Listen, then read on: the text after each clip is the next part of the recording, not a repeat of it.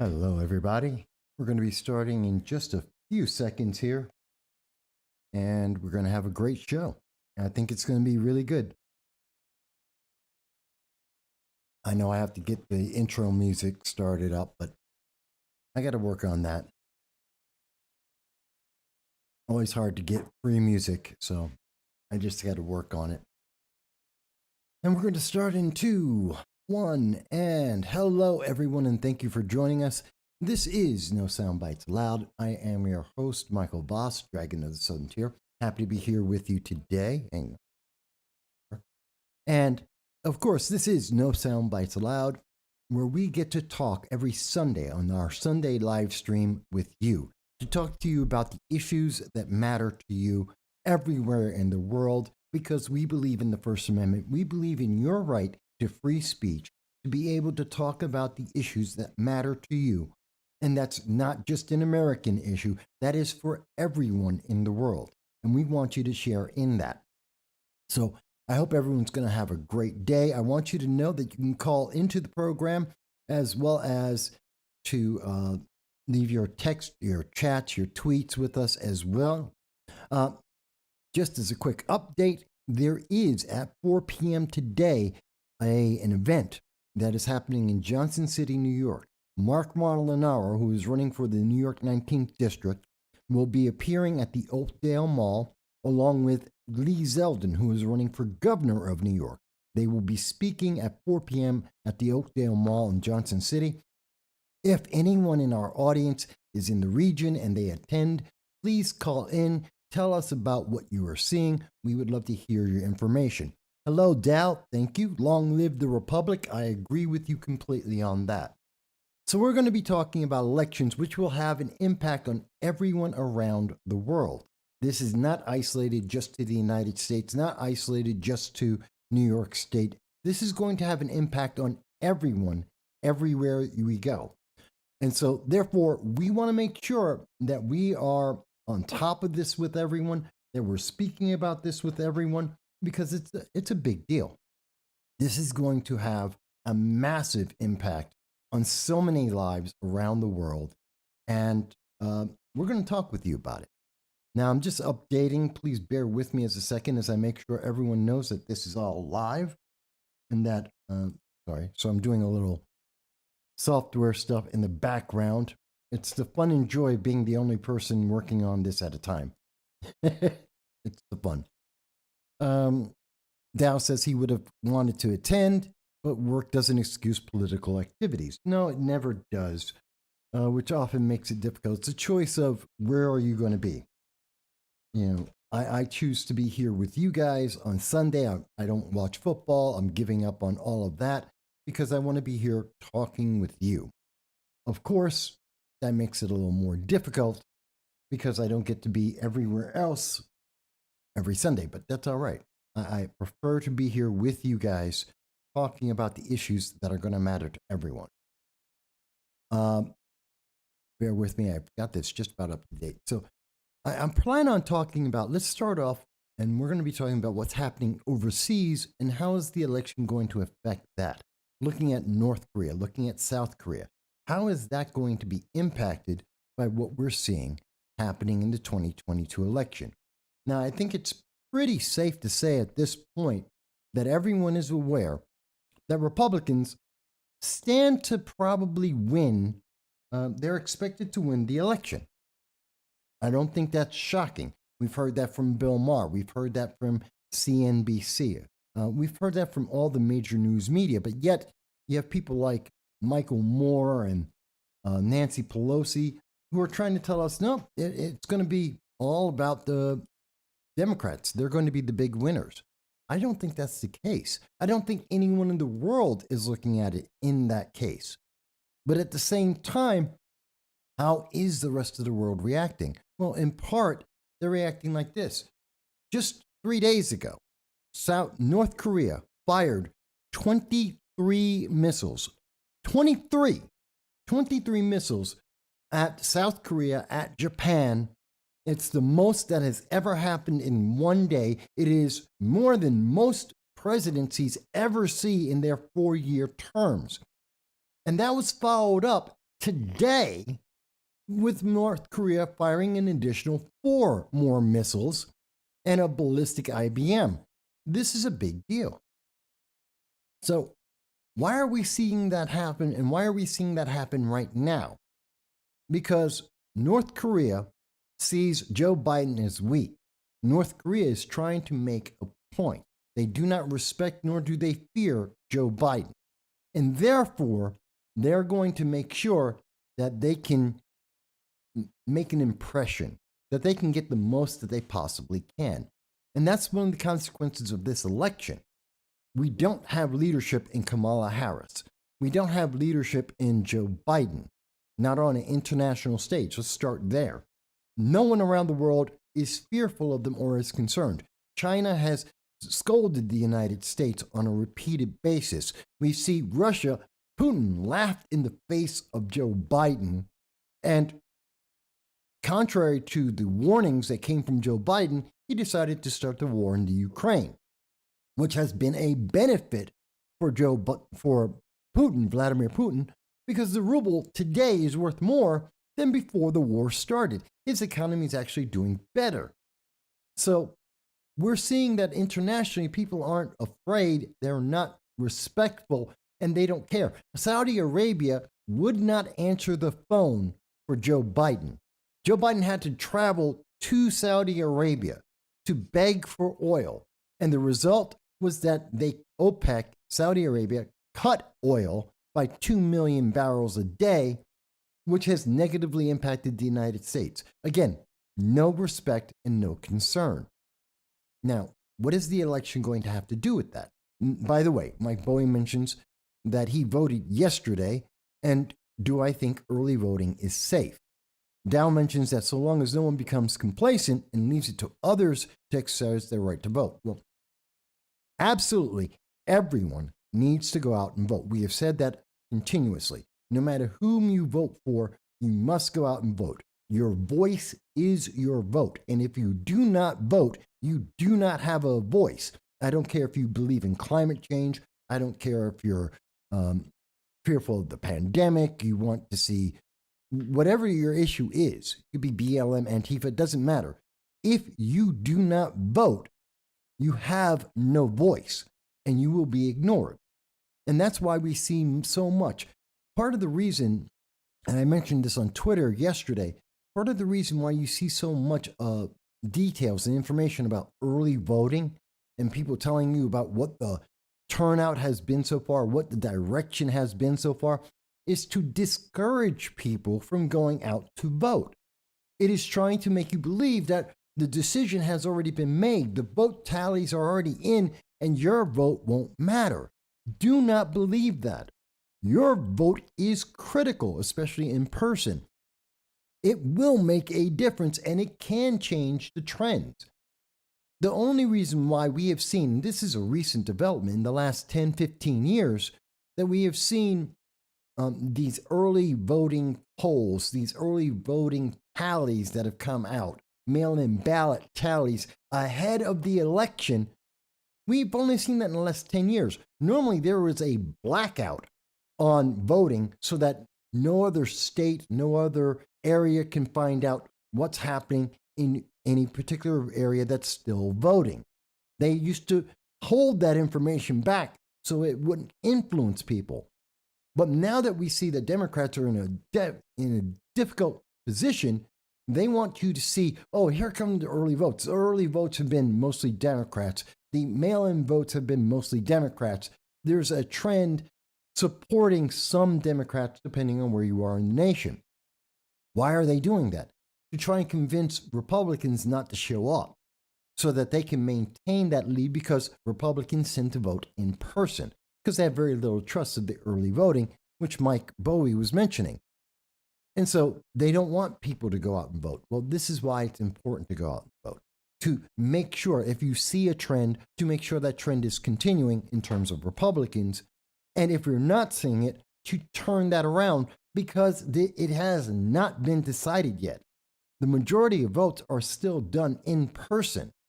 And so you still have an impact on what's going to happen in the election. You are still the critical factor. And so you need to go out and vote. I think it's absolutely important. As to Mike's direct question, do I think early voting is safe? Uh, I, Based on social media, I have to say that every election is absolutely safe and secure. We are seeing some of the most safe and secure elections that have ever existed, even though we are seeing that there have been several measures that have been overturned in courts, even though there have been some irregularities that have been highlighted in audits, like in Arizona, in Florida, even though there are people with questions, even though we see that there are new changes in the system and continuing changes in our voting systems across the country. But I believe, here we go. Hello, and thank you for calling to No Soundbites Allowed. This is your host, Michael Voss. May I ask your first name, please? Oh, can you hear me? Mike. Keep speaking. This is John. How are you? Hey, John. In case anyone didn't notice, we had to change the phone number. It's 607-242-9247 in case you want to call in. 607-242-9247. John, I'm happy to have you calling in. What's going on? Well, Mike,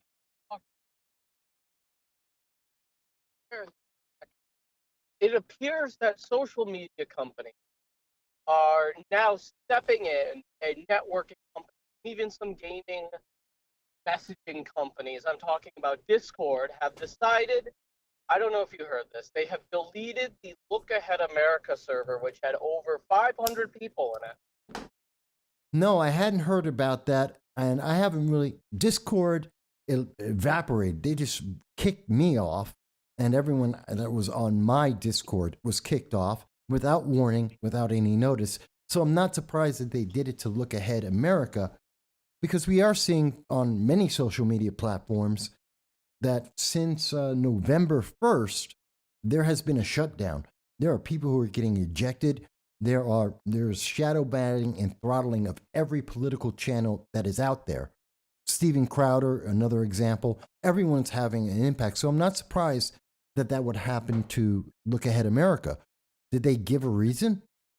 Well, here's the thing. Every member was sent a message, including me, right, which said, your account is receiving this notice due to participation in a server that violates our community guidelines. Specifically, Look Ahead America was engaging in activity that could disrupt or undermine the integrity of an election. So talking about an election is somehow endangering an election. Okay, keep going. And they sent this notice out to everyone. Please be, and then they list off some of the reasons.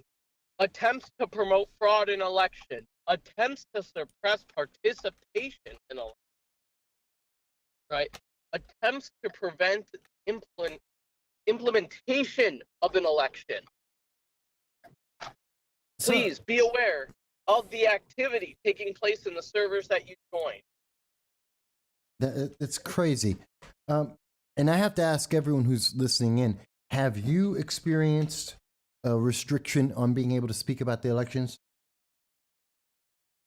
But here's the real kicker. And full disclosure, I used to be an employee of Look Ahead America and Look Ahead Arizona specifically. However, here's the line that got me. Please be aware of the activity taking place in the servers that you join. We strongly recommend that you report the content and leave, or else we may take further action on your account. So wait a minute. It's not just that they got rid of Look Ahead America. Now they're threatening everyone who might have been in any way associated, because Look Ahead America had movie nights, they had game nights, they had other things they talked about. So if you were on there for any reason, you have to now be on guard because they're about to target everyone. Yes. Yes. And if you're in any other servers, they basically said, if you're in any other servers, you better snitch on any other servers. So it's a Gestapo move. Yes. We're talking secret police kind of move. Please inform on your neighbor. Otherwise, you will be considered a bad person. You're unpatriotic you're somehow, and mind you, we have a or First we will Amendment. terminate your account. We're going to terminate your account if you don't snitch on fellow people. Now, I want to make sure we have an international audience. They may not be familiar with this. In America, we have a First Amendment right to be able to speak about our elected leaders. We have a right to speak about elections, to share our political opinions. In many countries around the world, you say something, and a secret police officer will come up and shoot you in their head, and you're dead in the middle of the street, and no one will blink an eye because you're not allowed to do that. If you're in Hong Kong or in China, they're going to come in and burn down your printing presses. But in the United States, that doesn't or isn't supposed to happen. We have the right to say, so that's not called suppressing an election. That's not stopping someone. And I want to be very clear. We have the most free and secure elections ever at this moment. But that also includes being able to talk and give our opinions about any candidate and any election and any part of the process. It's freedom of speech. Mm-hmm. Am I wrong? You're 100% on the money. No, you're 100%. And you can see the message detailed on Look Ahead America's social media, such as their Instagram. They posted it. So it's public information that the server's been banned. It's just so crazy to me that Discord is not intended for, it's not known for its politics. It's a gaming messaging server. Primarily. That's what it's used for. Right, it's for gamers to message each other and join calls and do activities and things. But now, the company is now saying we are getting involved in political activism. I would say it's a move for activists. I would say they're taking an activist stance, actively banning a server for those reasons they gave, as well as threatening all other members. And we saw this too with your Discord server, Mike. Yeah, they got rid of my Discord server, which was primarily for playing Eve, the game, online game Eve, and to talk to people in general about politics, some of the things we do on this show. And that's perfectly fine if you accept. Now, mind you, this is like the old TVs or any TV. You can always change the channel. There is no one being forced to listen to what I say. I know that the left has a problem with understanding this, that since I'm a black man, I must be listened to and you must agree with me, otherwise you're a racist. That's their policy, that's their ideology. But the reality is we're in America, we're free. We can change the channel.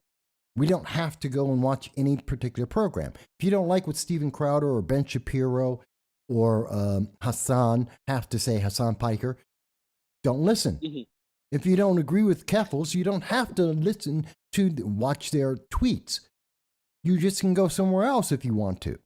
Why are these companies deciding that we are so immature and without knowledge to be able, that they have to, like we're preschoolers, that they have to check everything for us and make sure it's safe or consume or good for our consumption? That's not their right. They don't have that right. Well, Mike, we know why they're doing this. It's not a secret why they're doing this. They clearly have political motives. They clearly donate to certain sides of the aisle. We've seen from Silicon Valley. We've seen it from multiple big tech overlords, right? It's public information who Mark Zuckerberg, Jeff Bezos, all these people who have giant tech companies who they donate to. Well, I'm actually putting it on the screen right now. This is exactly what the DHS, Department of Homeland Security, was doing, as we know from The Intercept, as they reported on October 31st, that they have been colluding with the White House. They've been colluding with the government to silence people. This is another extension of that, I believe. And it just goes to show. I mean, and I don't think the answer is Elon Musk. I think everyone right now is talking about the Twitter buying and how Elon's going to change everything. I don't think that's the answer. I think these companies need to be held to task. And I think if the Republicans get in, that one of the first things they need to do is start going after these social media companies that claim to be public spaces and take federal grants, mind you. They receive federal funds. They need to be held up to the First Amendment then. Yeah. I think it's that simple. Well, actually, I was going to go into the program after talking about overseas, but what is the consequence of this election? Is it a mandate? Will it be a mandate for Republicans to go in and change Article 230 to actually put restrictions on these companies, these social media companies, on the way they restrict our free speech? Is that something? Would you want that to happen? I mean, I want Republicans to uphold freedom of speech for these tech companies. Yes, I don't know the specific article you're talking about, but as you've heard, I'm firmly a belief that these companies need to adhere to the First Amendment. It's that simple. Now, here's my problem. Will Republicans actually do it? That is my question. I hope for a red wave. I think everyone does at this point, and we can see that even in New York, probably the safest blue state, there are serious problems with the Democratic Party. But it's holding the Republicans who get elected feet to the fire to actually do it. Well, it's not enough to get Republicans elected anymore. No. We need to make sure they're voting how they promised. Well, John, and for those who don't know, John Restuccia has been an intern on the program. He's a contributor to this program, and he's also a personal good friend of mine. And John is younger than me by a few decades. And, well, it's true. I don't shy away from my age. But, John, you're younger. Yes. I don't know. You tell me, you're in your 20s. Are the people around you, are they more concerned about the economy? Are they concerned about social media and being able to speak? Are they worried about crime as we hear police sirens in the background? Yeah. Well, I can tell you from personal experience, what am I most worried about? I'm most worried about crime right now. I live in New York State. Are you in New York City right now? I'm not in New York City right now, no. But I'm in New York State. Right. And the crime's going to come down here. Let's be honest, Adams is probably going to push everyone out into the upstate, right? That's my feeling. That is my theory on what's going to happen eventually. He's going to start pushing outside the city. It worries me. I have a girlfriend here. I worry about her. I worry if we were to go visit the city. I'm worried about crime all around. I mean, the defund the police movement still is having an impact even years later. Even 2 years later. Well, they've been defunding the police, and all the police departments in the major Democratic-held cities have been reduced. We've seen crime consequently increase, even though Kathy Hochul, and we'll get into it later in the program, she says, what crime? She's been great on crime. Well, according to all the data that's available, that's a lie. Crime is rising throughout the entire state, not just in New York City, but throughout the state. The entire state. It's because I live here. That is what I'm most worried about. What other people are most worried about, from who I've talked to, it's the economy, surprisingly enough. But it's also, I'm dealing with a lot of young people who are starting to have family, who are starting to get married. One of the big concerns they have is with their kids. What's going on with the schools? What's going on with this whole transgender movement? Putting in kids. Growth hormones for children, all these different things. That's what we're worried about. That's what my generation is somewhat worried about coming in. Yeah. And yet again, I have to say, because of the censors on social media, we do not oppose or have any position on any adult on whether they're trans or gay or anything else. If you want to identify as a toaster, we could care less on this program. That's your right and freedom as long as no one is hurt. When we're talking about children, that's a different discussion. Children don't have the right to choose. Same reason why kids can't drive cars, they can't drink, they can't own firearms. They're not responsible for those things. Well, they're not responsible to make a medical decision that will affect their life forever.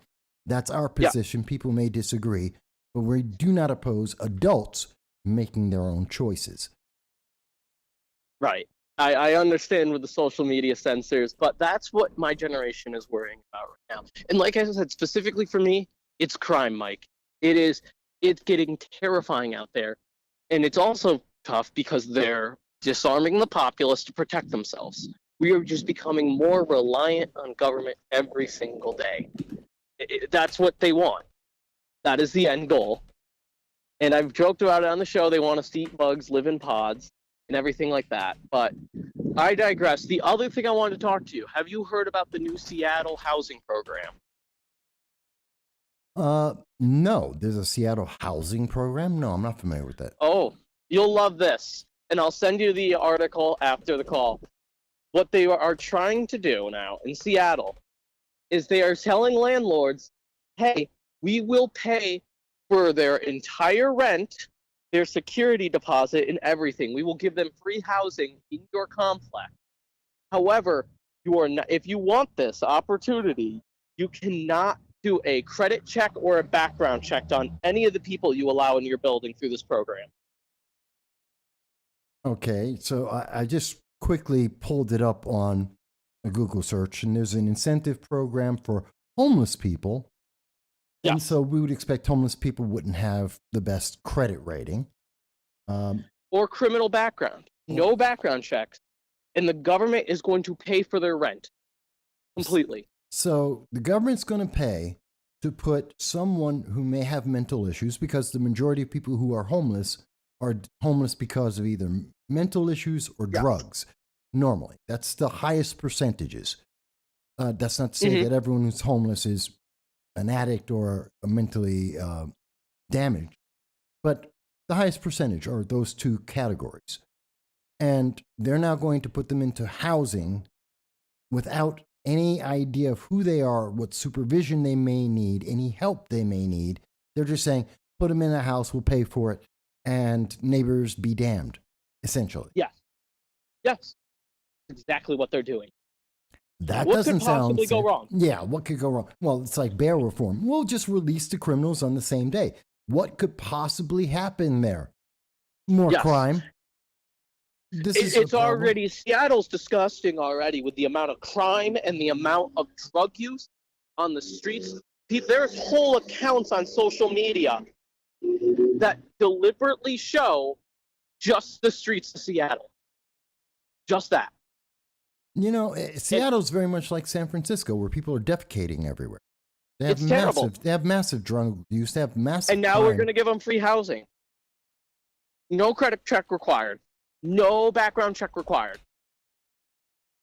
That's actually part of the program. You cannot do that. They specifically say you are not allowed to. See, and I understand that. I get it. I mean, to be fair, I understand why some people, they're going to say this because poor people have bad credit ratings, so they get locked out of houses. And the BLM crowd will say, well, that's redlining because black people are poor, and they're, which is assuming that black people are poor or minorities are poor. Sure. Which is a bad assumption because economics has nothing to do with skin color. But they make that assumption on a regular basis because they don't have a very high opinion of minorities. And so they're saying, well, this is going to help black people. And they don't ever think about the consequences because it's not just that. Again, there are people, the majority of homeless are mental issues or drug addiction. Mm-hmm. So you're not helping everyone in that community by blanket just opening up the floodgates and say, hey, yeah, you get a place too. And who's paying for this? This is coming from federal taxes? Is this coming from state taxes? I'm unsure, but your audience can obviously have the articles up on the screen. They can check it out themselves. But I'll tell you this, it's the taxpayer. Ultimately, it's the taxpayer because ultimately it's going to be federal money, which means everyone in the country is going to pay for it. Because, well, just like with Joe Biden paying for crack pipes, $30 million worth of crack pipes to put out there, harm reduction is a federal program, which means we are paying into this. This sounds like it's part of this harm reduction program, which enables addicts to continue to use in safe spaces. What space is safer than your own home? It's difficult. This is what we're dealing with, and this is what the left is pushing. But that's what I want to talk to you today about, Mike. Thanks for having me on the show, like always. Oh, absolutely. We always are happy to have it, and you find some very interesting things. I didn't know about Look Ahead America, and I find that absolutely abhorrent. And we've interviewed Matt Brainerd on the program before. Decent guy. And he shouldn't be getting this for just asking questions. That's just abhorrent. Absolutely. Thank you again, Mike. Absolutely. Thank you for calling in. So, folks, as you can see, you too can call into the program. The phone number is 607-242-9247. We had to change the number, so it's 9247. Call in and you can leave your comments about any issue. And today we're trying to focus a lot on elections and the consequences, but these are important things because the election is going to influence whether people in Seattle are going to be getting free housing, essentially, which means that it's going to be coming from you. That they're going to be enabling potentially and largely homeless population that is mostly made up of mentally ill individuals, individuals that need help, addicted individuals. They are the largest categories of the homeless. And that's harm reduction, and that's a federal program. That means it's your taxes. You're going to be paying for this. Assuming that Democrats win, that ultimately comes out of your pocket. Is that something that's fair to you? Look Ahead America is being shut down. And like we were saying earlier, a lot of people, we've been shut down by Discord. We are being throttled currently. We showed you an image from our channel where as of November 1st, we've been throttled so hard. You literally can see at 9 p.m. on November 1st, and we have the image out there. I'll pull it up for you. We instantly had New York State come out and, YouTube come out, and they killed our channel. They cut in half. Here it is. Matter of fact, let me show it to you. Here it is. Here's the image. Come on, show me the image. As you can see here, literally at 9 p.m., they instantly went from several hundred people checking out our channel and reading the programs and learning about elections and all the issues that are affecting America and the world to instantly going down to virtually no traffic whatsoever. They just stopped. Why? Because of the election. Because we talk about politics. That's why it's called political commentary. And they just cut that off. They stopped you from being able to have a conversation. Whether you agree with this channel or not, this is a free speech issue. Because anyone can contact this program at any time and say, hey, I don't agree with that issue. I don't agree with your understanding of the consequences. I don't agree with this, or I do. You do agree with a policy. Fantastic. We can have that discussion. But how can we have a discussion as the First Amendment allows if we have internet overlords saying you can't speak about that issue today because we don't think you should be talking about it? That's not their right. That's a violation of our First Amendment. And what lesson are we teaching the rest of the world? Again, we had started off talking about the international impact. See, when the rest of the world is seeing that the United States is weak, when they see that there's confusion, when the people are having their rights stripped away from them, well, what do we see? We see North Korea firing over 60 missiles in a year, over 23 in a day. We have tensions higher in South Korea, in the Southeast Asian region, higher than it has been since 1953, when we went into a ceasefire in Korea. The Korean War has never ended. It has never ended. We are technically still at war with North Korea. That's something that people need to remember. And so, what has been the reaction? North Korea, looking at a weak leadership, looking at confusion in the United States, looking at Joe Biden attacking Americans for daring to have questions or to not simply obey his mandates and his directives. Well, they're saying, oh, well, everything's in chaos in America. They have free reign. They're threatening South Korea. They're threatening Japan. Japan is locking down because missiles are flying over their heads. And you know China is paying attention to all of this, saying, hey, we're going to go into Taiwan. It's a free-for-all. This is the Wild West internationally. And the election has a big impact on that. Because depending on who's in charge, if Democrats are to remain in power, holding the House and the Senate, as they have Joe Biden or Kamala Harris in the White House, well, what's going to happen next? Think about all the treaties. The Senate is important because all of our treaties with all these other nations are pivotal. And our stance, whether it be no matter what treaty it may be, no matter what negotiation, the Iran nuclear deal, any kind of trade deal, that has to go through the Senate. And Democrats are more than willing to bow down to other nations. We've seen that with Joe Biden in Saudi Arabia, bowing down to them even as they reject him and disrespect him. We've seen that with Russia. We've seen that with China. So it makes a big difference who's in the Senate. It makes a big difference who's in the House.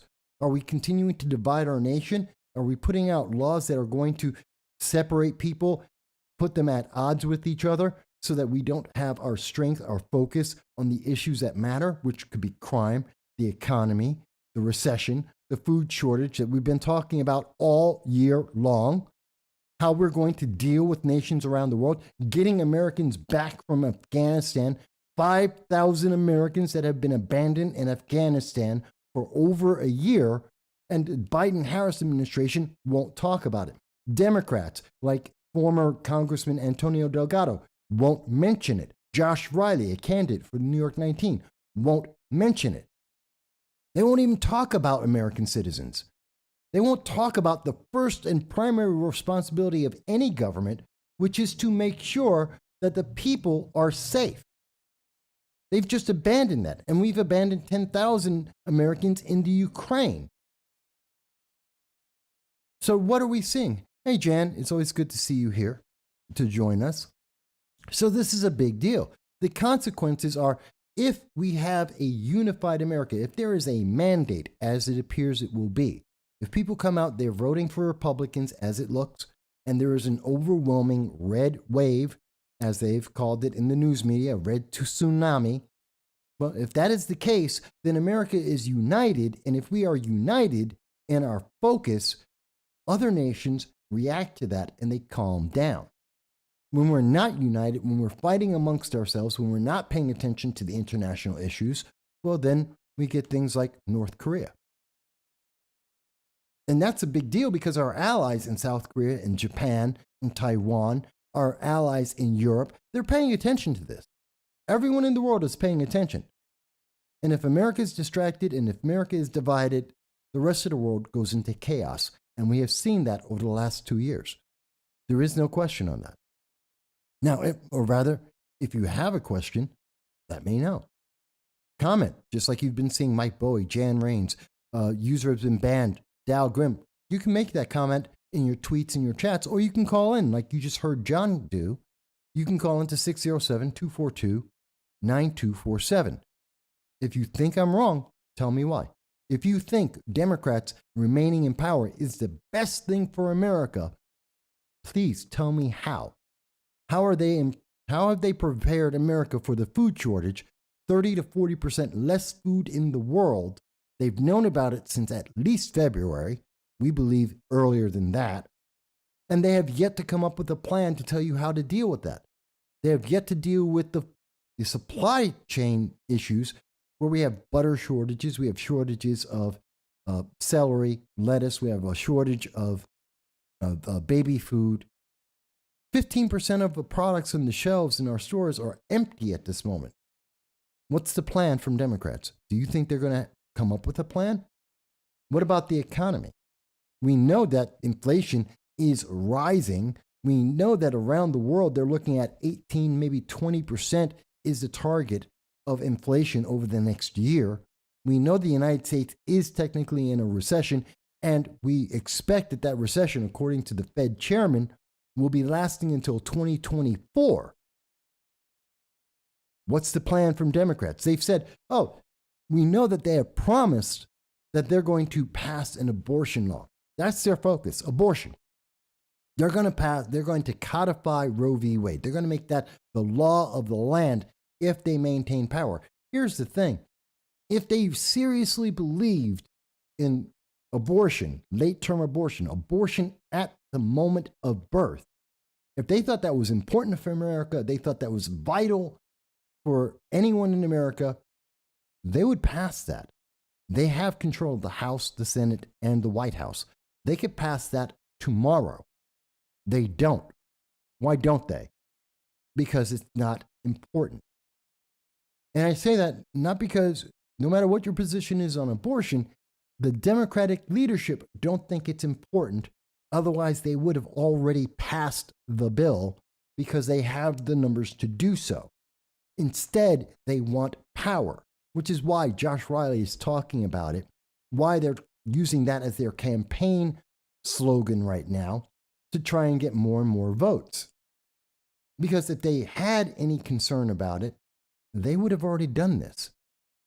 I'll give you an example of what I'm talking about here. This is Josh Riley. He's running for the New York 19th District. I know Josh for 7 years now. Josh refuses to speak to me. He refuses to come onto this channel and answer any questions.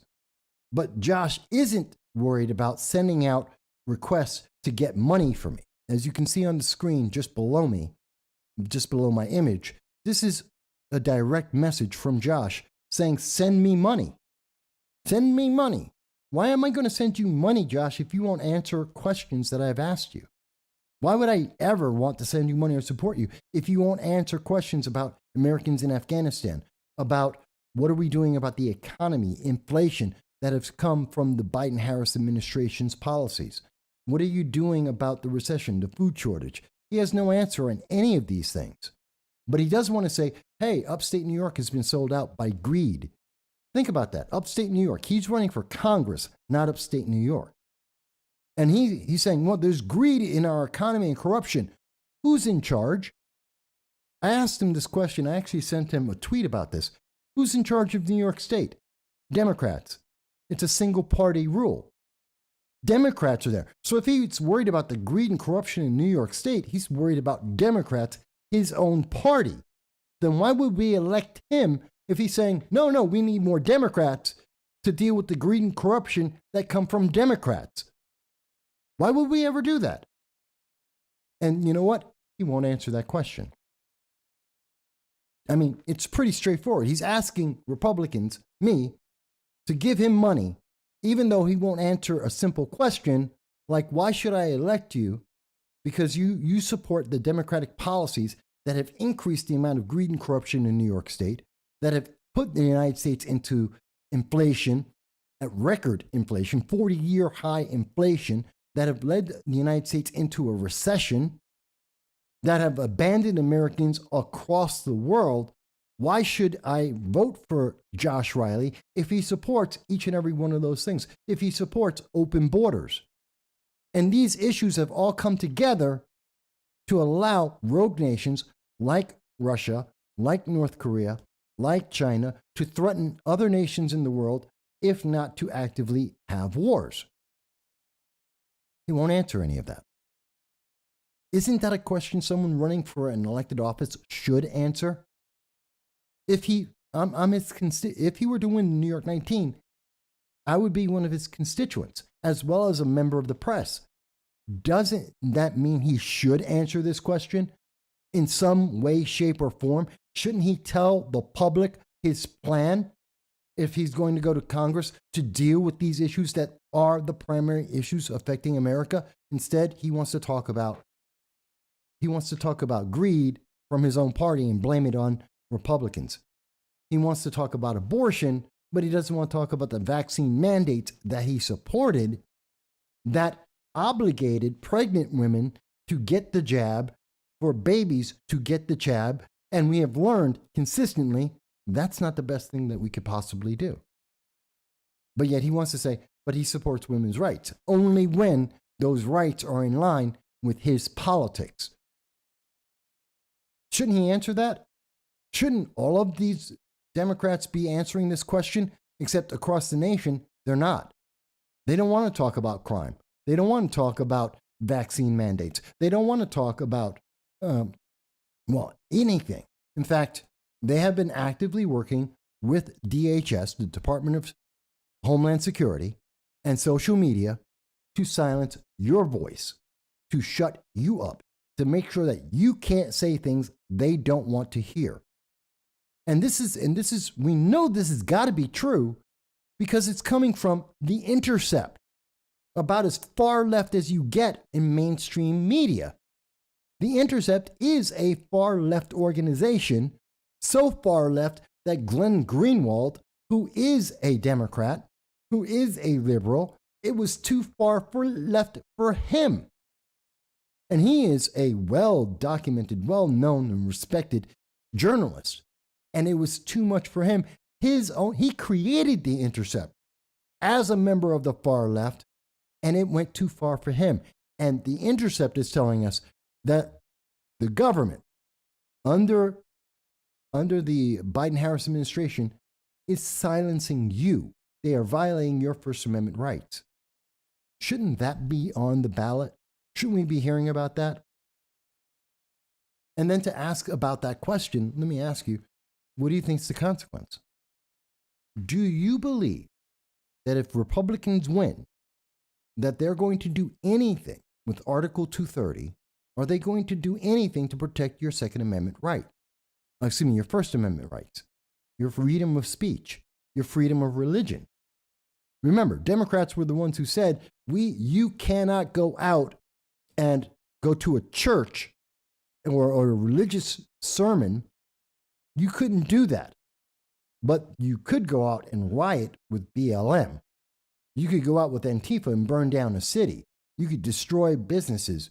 You could disrupt people as they ate dinner, like in Rochester, New York. You could do that, but you couldn't go to church. That's what's on the ballot.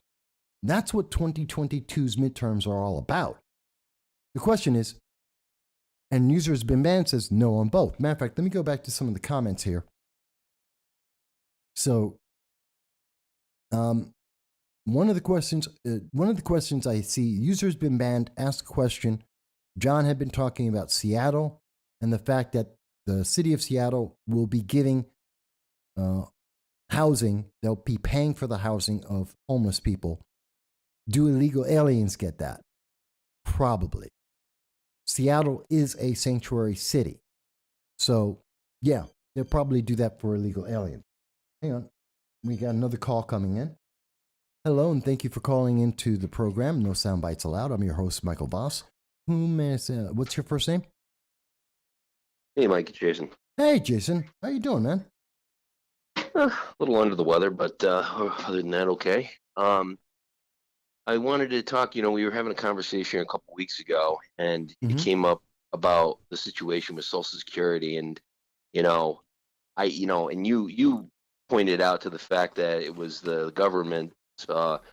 There's back in the 70s when the Nixon administration was in there, that if the inflation rate goes to a certain amount, it has to be matched by Social Security has to match that rate. Yes. And then go to the point that the Biden administration was bragging about the fact that they actually increased that rate. He deleted that tweet. Huh? He deleted, the Biden-Harris, just to let people know the background. Since 1973, under President Nixon, it is a fact that they have a price adjustment to Social Security that is pegged to inflation, which is why we have a 8.7% increase in 2023 for Social Security. It's because inflation has gone up that much. But the Biden-Harris administration, in a tweet that has now been removed, and they have backtracked from this, they were initially saying, Biden was saying that he had done more for people on Social Security, getting them more money than any other president. Well, that's because there's been more inflation than any other president, and that's why it went up. It has nothing to do with him, and in fact, it's a negative. It means that more people are having more inflation, more cost. And so that's what we're talking about. So go ahead. Yeah, I mean, look at it. It was kind of a funny thing that we were talking about. Like I said, 2 weeks ago, nobody really was mentioning it. And when I heard about it and I started reading it on Twitter, people were mentioning it. And the point that they were making, though, about it on Twitter is that it's actually illegal for the president to basically be saying that he was responsible for increasing, the income of the people on Social Security. And I was thinking to myself, I'm like, wow, that's a very interesting interesting fact that came out on top of Well, that. it's not illegal for him to do that, Yeah, to make the claim. well, there's an ethical issue, It is associated. unethical. It is Yeah, unethical, but it's not illegal, which is yeah, not the same. It is bad for the Biden administration to mislead. And, talking about DHS and how they're silencing people. Remember, they're trying to do this under the guise of misinformation. Well, it's misinformation for Joe Biden to say, oh, I'm helping people by giving them more money when they're getting more money because of a policy from 1973 because inflation went up. He's lying. He's literally lying to the public. So it's crazy. But it's yeah, not. But it's not illegal. It is unethical. yeah, and the ethical part of it. Yeah, right. So yeah, but it's and it goes back to the whole point though that it was funny. Not only did he delete it, but the thing is just the simple fact though is that it went contrary to what the Biden administration was trying to tell everybody all along, is saying that we've got a situation where this inflation is transitory, and Yeah, they gave up on that idea. It's not yeah, transitory. Now they're trying yeah, to say, no, it's not transitory, but we're going to get a soft landing. No, we're not. No, we're not. We're going to around 15 to 18% yeah. inflation in a recession that's going to last to 2024, according to the Fed chairman. But, they got an election to win, so they'll say anything. Go on. I'm sorry. No, yeah. It's and the thing is that the Biden administration's been having difficult, I think, too. I read a tweet this morning, and they were he put out, and he's bragging again about how low the gas prices are. And I'm thinking to myself, I'm like, who would tell him to actually bring attention to the gas prices? He goes and tweets out, he says, well, yeah, everybody's, national average right now is they're saying like $3.19. And I'm like, boy, that doesn't seem right. So what do I do? So I looked up where, where he basically has had to campaign, like, for example, in Pennsylvania and Arizona. Both of those, places are exceeding, $4 a gallon. I'm thinking to myself, I'm like, great. So what you just did, you basically gave people, who are curious to saying, well, that doesn't seem right, to actually just literally just look to say, you know what, you're just lying to us. We're paying $1 more, in these areas. And so I'm like, there's a disconnect there, Well, I mean, just so people know that you're not making this up, I just pulled up the gas prices from AAA. The national average as of today is $3.80. It is as high as $5.46, mostly on the West Coast in California or Illinois. Gee, Democratic strongholds. It's funny, almost all the Democratic strongholds had the highest prices for gasoline. But nationally, it's higher. A year ago, do I have a year ago? I do not have oh, yes, I do.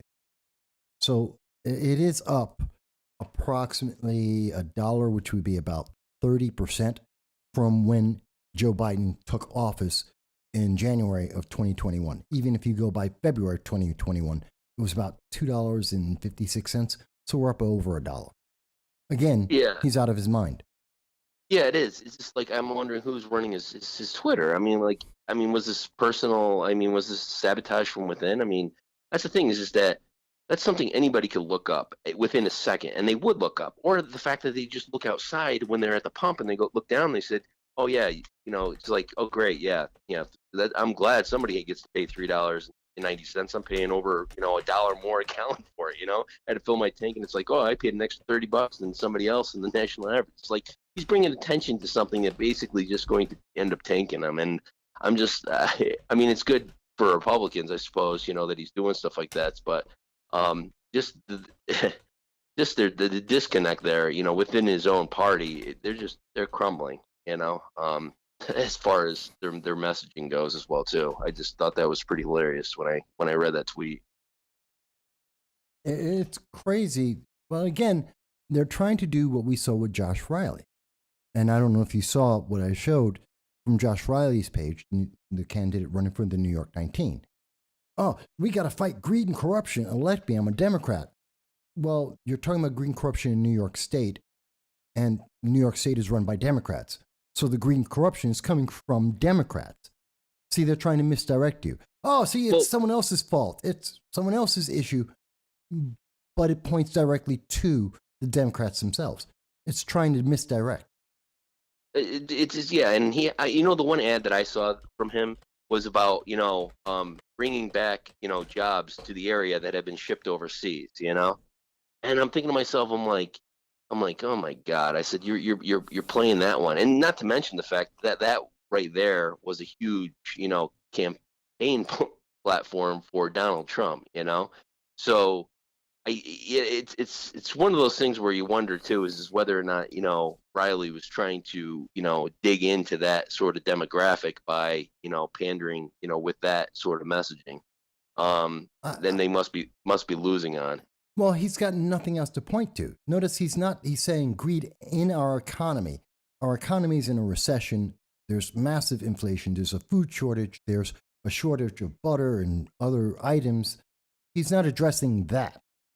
And he's saying there's greed, trying to piggyback off of Joe Biden saying there's greed in corporations like oil companies, not pharmaceutical companies, who made bank off of the fact that we had the mandated vaccines. And they made tons of money off of that, which fed into that greed for an experimental drug.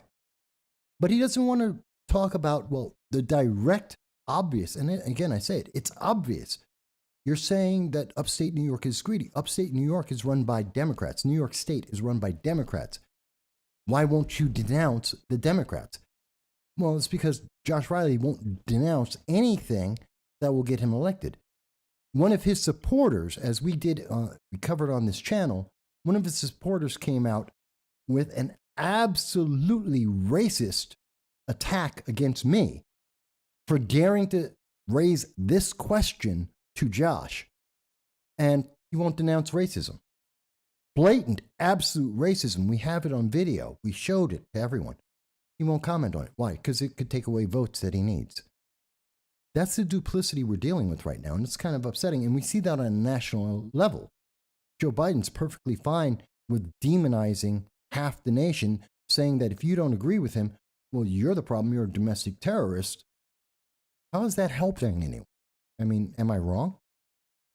No, I mean, look, he's forced to regurgitate, at least along party lines, and the least polarizing one, that they find that won't separate, him out of, maybe more moderate, Democrats is basically by, pointing to, injustices and corruption, within corporations that he thinks that's what it is, because they're the ones who are, causing the pain in the job market, for our area, and that they're the reason for the exporting of jobs. And it's like, I mean, just it gets old. I mean, for me especially, I mean, obviously I know that the economic policies in New York State are completely hostile towards that, of any sort of businesses.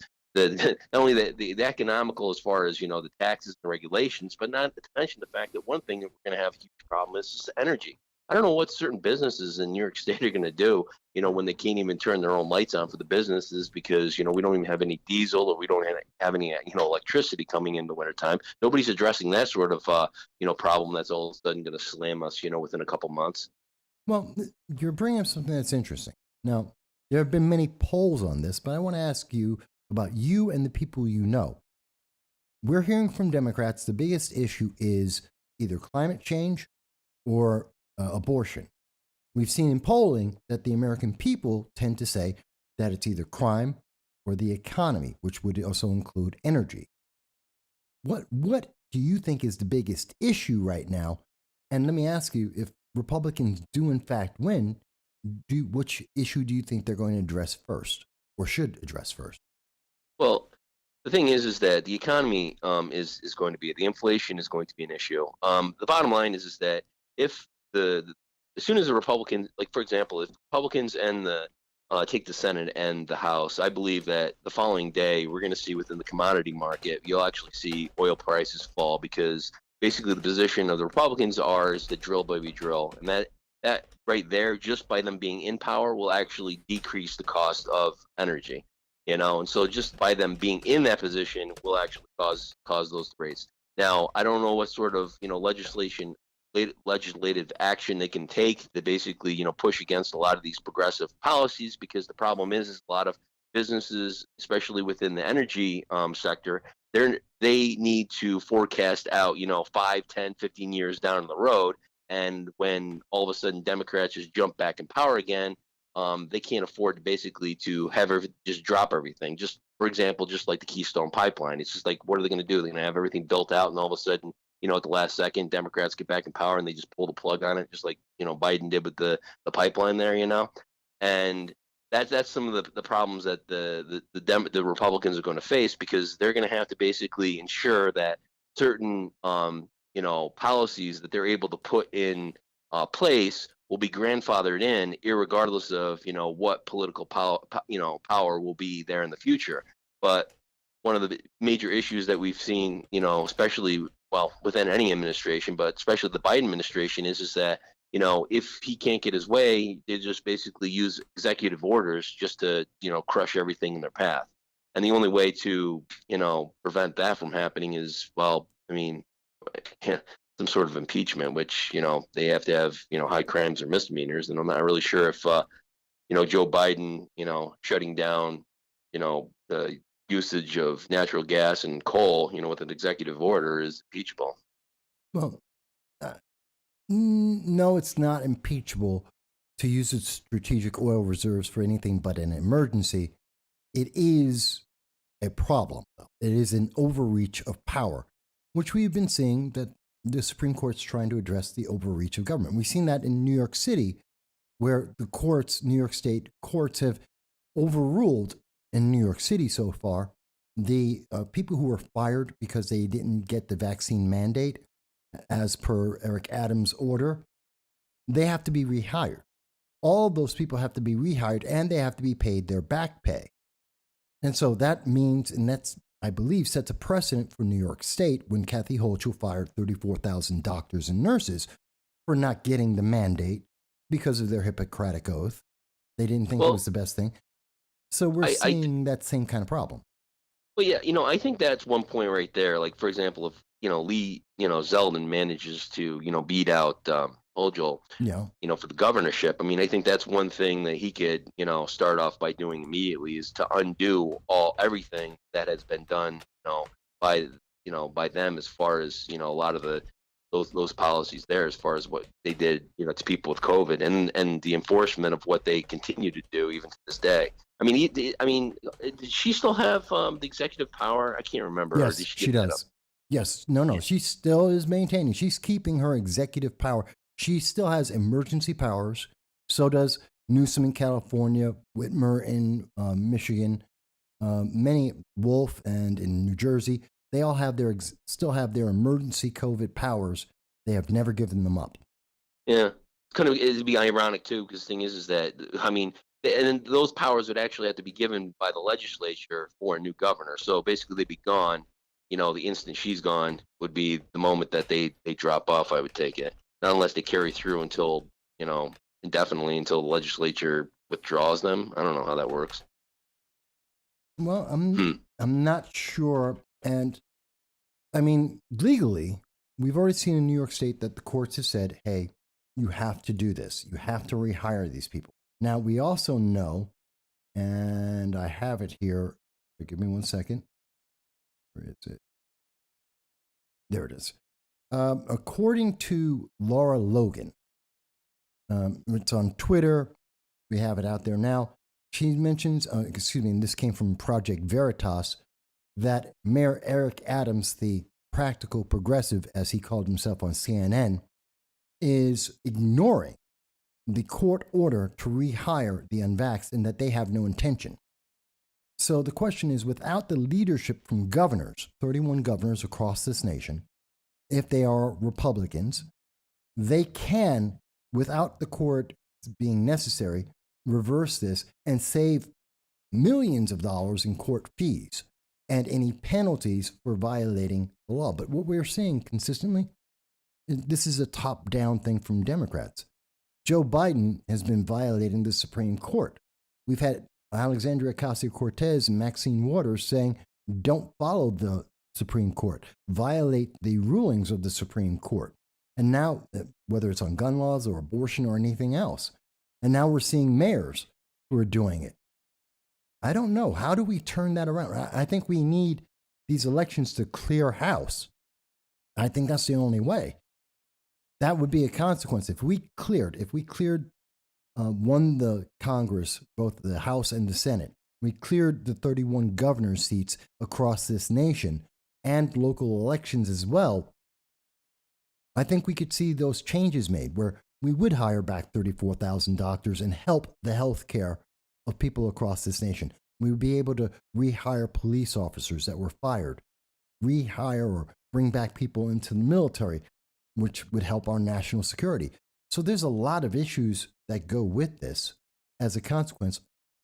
But do you think that if Republicans are brought in that mass wave, 31 governors, control the House, control the Senate, do you trust them to actually make that change?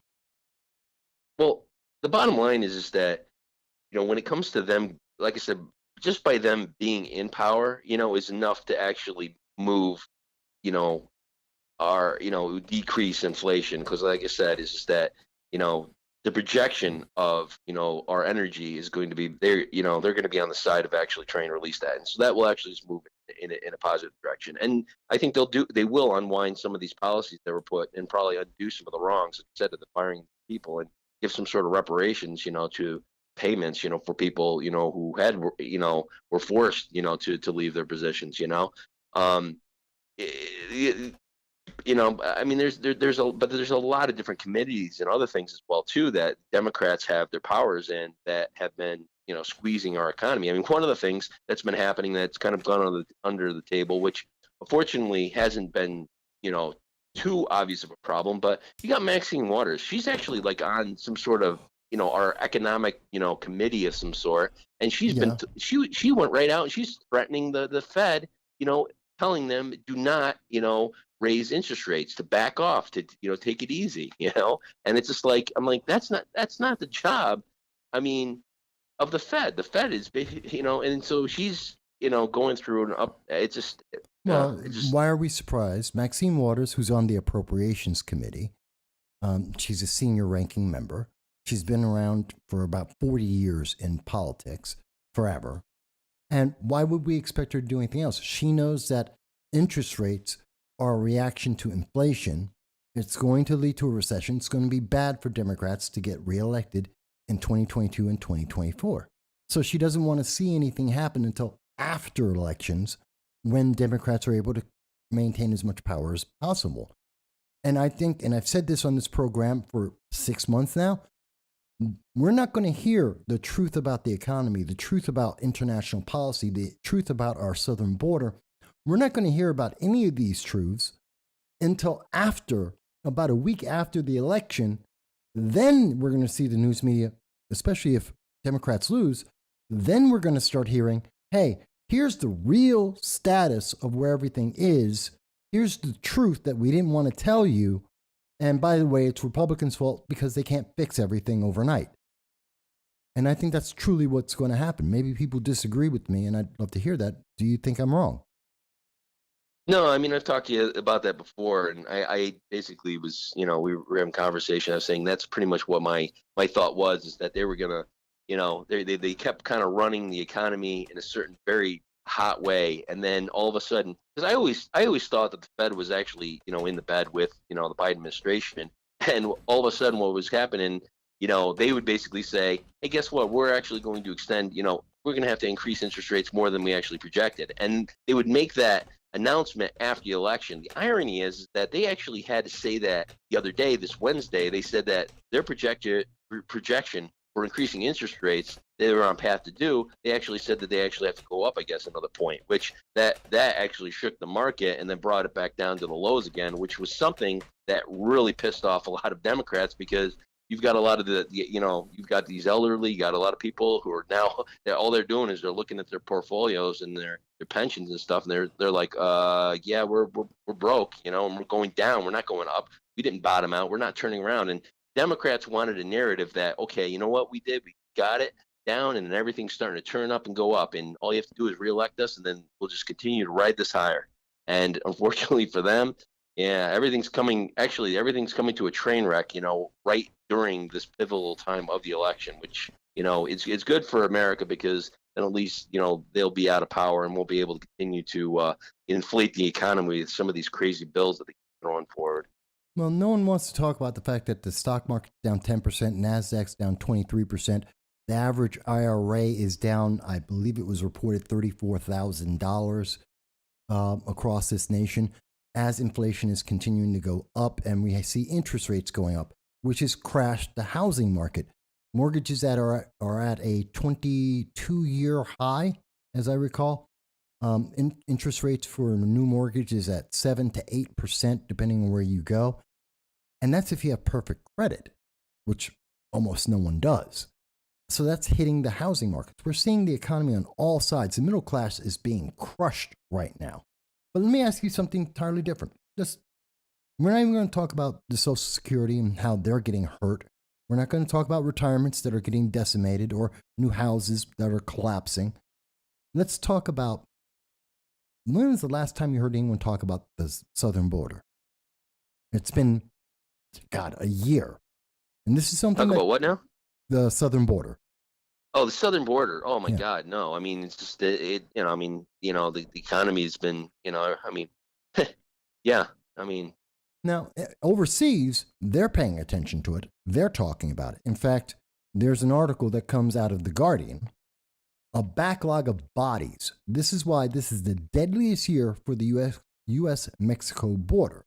And even overseas in England, they're trying to stand up for Democrats and say it's not really their fault that 800 immigrants lost their lives trying to cross the Rio Grande border, that 200 were found dead in the Border Patrol versus 34 last year. Literally, a year ago, we only had 34 people that were found dead in the middle of the desert. We now have 200. We have 800 immigrants over the last 12 months that have died trying to cross the Rio Grande River. And they're trying to say, well, it's not really the Democrats' fault. It's President Trump's fault. This is what they want to say. This is how they're trying to turn around. If you're talking about the southern border, it's not our fault. It's not our fault because Republicans are evil. Remember the whips? They were whipping those illegal immigrants, even though that was a fake photo and it didn't happen. yeah, I mean, look, even for the Democrats, to actually push, on the deaths actually works to their benefit rather than the massive surge, of illegals coming into the country. Because if you focus on the deaths, for people dying trying to get into the country, they can deflect that sort of, narrative, and then they don't really have to actually, look at the policy, which is causing all the people to come here to begin with, Mm-hmm. So they just focus, look at they're all dying, that's, bad, but no, we're not going to look at the policies of us, and then they're not going to have to look at the policies too of what they're actually doing with all the people, when they actually do enter into the country, as far as them busing them all over the place. So, if they just focus on the deaths at the border, then at least that takes it away. But yeah, it's pretty crazy. Hang on one second. I got a call. It might be from the. Did you know that Mark Molinaro and Lee Zeldin are having an event in Johnson City right now? No, I didn't. A lot of people don't. Hang on one second. Someone had just called me. I think they're at the event, which starts at 4:00 with Lee Zeldin and Mark Molinaro. It's going to be at the Oakdale Mall. And so if anyone's going down there, I want them to call in from that event so that we can hear about what's happening there. So that's why I was just turned away. Let me ask, so at this moment, you don't have to answer this. Have you voted yet? No, I'll be voting on Monday or Tuesday. Yeah. You're voting in person. Okay. A lot of people haven't voted yet, and so I want to remind people to vote, to go out, whether it's in person, early voting, mail in, whatever you're doing, and make sure your voice is heard. And I just wanted to check if you had voted yet, because I know some people have. I know Mike Bowie had mentioned he had already voted. Some people haven't. just trying to get a feel for. I think most people are waiting to vote in person. What do you think? Yeah, I mean, I did do an early vote. I think. Well, when did I early vote? I don't know. One of the years I did it, but this 2020 year, most likely. yeah, probably. Yeah. But yeah, this year's like, yeah. Well, let me do this because we covered a lot of ground here, and there's a lot of details I want to get into a little bit more about some of the things you've talked about crime, about the economy, about the impact on the rest of the world, because we see North Korea is going crazy. We see China and Russia, they're going crazy right now. Iran is going crazy right now because there's a lack of leadership. So let me ask a final question of you. The consequences of the 2020. Let's assume in 2022, Republicans take over the House, the Senate, and most of 25 to 30 of the governorships across the United States. So a pretty much massive sweep Republican mandate to change the policies. Do you think that Russia, North Korea, China, Iran, that they see that change, that sea change in America, and they start calming down? Or do you think they continue on the pace they've been on? Well, I don't know. I mean, the bottom line is that, they're dealing with the president. I mean, the international is going to be the president, and they're going to look at him and how he behaves, because there's nothing that the House and Senate can do, when it comes to the way that he wants to do policy. I mean, if he wants to instantly, drop a bomb somewhere, he can just go off and do it. No, he can't. No, he cannot. He can't declare war.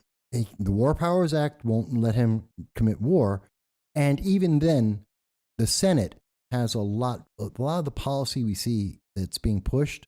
The Senate has to approve of it. So that could make a difference. They have to approve a war, but I mean, he can still get away with other different incursions as well. Rapidly. I mean, they could pull him back after he's already done it, but once he's done it, it's like, what are you going to do? You know what I mean? But anyway, like I said, he's the one in control. He's the one that has the power. The leader's going to see that, and that's who they're going to negotiate. They know he'll be in gridlock, but they'll be able to walk all over him because they know that the Republicans in Congress, are going to be in gridlock, so they won't be able to, take action against, the foreign countries. So that's true. Well, no, we've covered a lot of ground. Yep. Before I let you go, was there anything else that you wanted to mention before I let you go? Nope. Okay. Well, I'll talk to you later. We're going to go into more details on a lot of the stuff you mentioned, but I thank you because it's always good to hear what people are thinking about the elections. And we'll talk again very soon, okay? All right. Sounds good. I'll talk to you later. All right. Thank you, Jason. Yep. Bye. Now, folks, just like Jason has done, just like John did before him, you can call in and talk about what you think is important, whether it's international, whether it's the southern border, the economy, crime, New York State, California, Michigan, Pennsylvania, New Jersey, any of the races that are going on, any of the proposals that are out there, like in New York State. That's what I should have asked. I should have asked Jason about this. There's a proposition in New York State, the Clean Air, Clean Water, Green Jobs proposal, which I looked into. One of our viewers asked us to look at that, which I did, and we completely oppose that bill. I want to be very clear. We absolutely oppose this. I'm going to try and bring this up for you guys so I can show you the link to it so you can see it for yourself. We go into it in some detail. Hang on. I'm trying to bring it up here. And I am your host, Michael Vob. All right. And here it is. So you can go and look this up. It's the New York 2022 ballot proposition, Green Jobs Environmental Bond. This is for New York State. This is to get to spend $4.2 billion to do climate change, which New York State is already doing. It has no definition. They say it's going to create jobs. There is nothing in the definition of the bill that explains how it will ever create jobs. And we have, where is it? And we have the description coming from the New York State Board of Elections, talking about the bill itself, we go into detail on this. There is nothing that creates jobs in this bill. There is nothing that is going to help clean air or water that New York State is not already doing. This is just spending money for special interest groups like the solar panel companies, like the green energy companies. It's paying off the special interest groups, and they're going to use your tax dollars to do that, which will affect everyone in the nation. This money doesn't come from nowhere. This is from all the grants. It's one of the reasons why New York State is in debt. This will be increasing 5% of the debt of New York State. It's more spending, and that means more taxes, which means worse business, a deeper recession in New York State as well as the rest of the nation. So we would advise you to vote no. A link for this will be in the description at the end of the show. It's the same thing like in the bill in West Virginia, which was Amendment 2, which we reviewed for one of our audience members asked us to look at it. We reviewed that bill. We recommend you vote no in West Virginia on Amendment 2. In favor. In West Virginia's Amendment 2, which is the right to be able to change the spending. Sorry, I have that bill. Let me bring up that link too so that people can see it. And you'll be able to, where is it? There it is. Second, I want to show this to you. So again, we looked at a couple of propositions. The 2022 state ballot, West Virginia's Amendment 2, which we reviewed in detail on exactly what it will and will not allow people to do. And we believe that it is a positive bill. You should, in fact, support that bill. And we go into details in that. See, we try to cover a lot in 2022 elections. There's so much to cover. And it's so difficult right now because we covered actual propositions, because we looked at the legislation and showed you the legislation and gave you the link so you could see the legislation for yourself. That's why we've been held back by DHS, why we've been held back by social media, while we have been throttled, as we have seen being done by Facebook and YouTube, reducing our access to everyone out there, why we can see exactly when they shut down the channel and cut our access to you, because they don't want you to talk about these things. They don't want you to think about it. They just want you to obey. And that is a problem. And yes, I agree with you, Dal. It is an extortion, the proposition in New York State, which everyone needs to vote on. It's in the back of the ballot. Vote no on that because this is extortion. And like I said, they don't want you to think about any of these things. What about the fact that in Pennsylvania, the Supreme Court said you can't have undated ballots? Literally, Democrats were trying to have ballots that were undated. Invalid. They wanted to count invalid ballots. This is being reported by WGAL TV. This is news media, Channel 8 out of Pennsylvania. That Democrats were trying to get ballots that didn't have the proper information on them.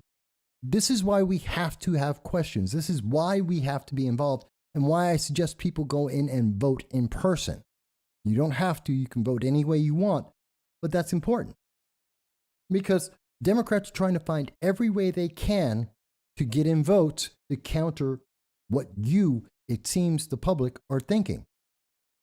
We know MSNBC even called out Kathy Hochul and said, hey, there is a problem. Even in the bluest of blue states, people don't want this path. They want to take America down a different path. And we are seeing over and over again that the news media does not want to address this. They do not want to talk about it. Hell, Democrats are spending $250 million to support Warnock in the Georgia race between Herschel Walker and Senator Warnock. They're $250 million.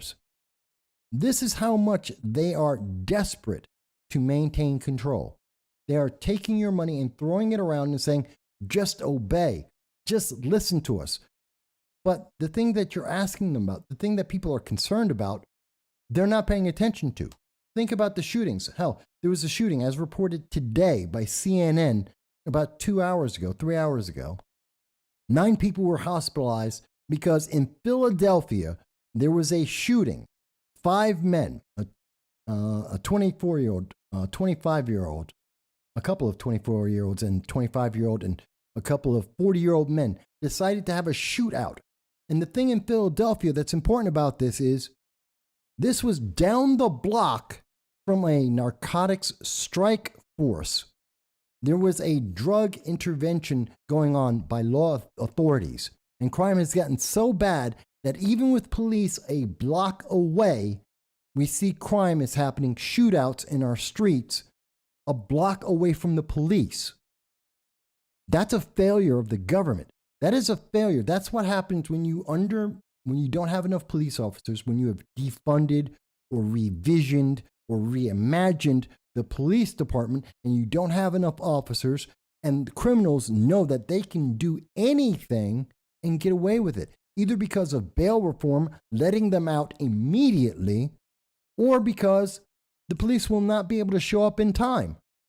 Think about it. As being reported by CNN, the police were a block away. They were dealing with, it's a narcotics strike force, was conducting operations. They were actively doing something, and they could not get to this shootout a block away. And the criminals know that. And Philadelphia is controlled by Democrats. It is Democrat policies that have been doing that. Policies like with John Fetterman, who has said, hey, he wants to release at least a third of prisoners. He wants bail reform. He has said that. He said it before his stroke, but he said it, and he's repeated it since his stroke, that he wants to release these criminals back onto our streets when we don't have enough police officers. This is a consequence of the 2020 elections. In 2022, we have a chance to change that, but you need to go out and vote. And I do believe that with crime being up across this nation, it is one of the things that Republicans will address if they take control. Because they have to. Because someone has to. Because bail reform, social justice has not worked. Racial justice, social justice, BLM, Antifa, it has failed. It has failed since 2020 when we had the riots. It's failing now. There is more crime. There is more violence across this nation centered on all of the Democratic stronghold. And it is leaking out from there, affecting everyone else. You heard that from John earlier when he called in. You heard him say, you heard the police cars driving past in upstate New York, in the Broome County region. That's leaking over from New York City. This is a problem. And Democrats are not offering anything because they don't want you to think about it. They don't want to talk about it. They're going to tell you, oh, well, gun control, Second Amendment. We're just going to take away your right to wear a bulletproof vest and passively protect yourself. That's a crime in New York State now. It is a crime to passively protect yourself from criminals who are running rampant in New York State and harming people. That is a crime. They criminalize you from protecting yourself. They criminalized self-defense. Meanwhile, they're telling you, Kathy Hochul is busy trying to tell you, and we're seeing this across in California, Governor Newsom, so many others are saying, no, there is no crime. You think I'm kidding? Here it is. State of denial from New York Post, October 31st.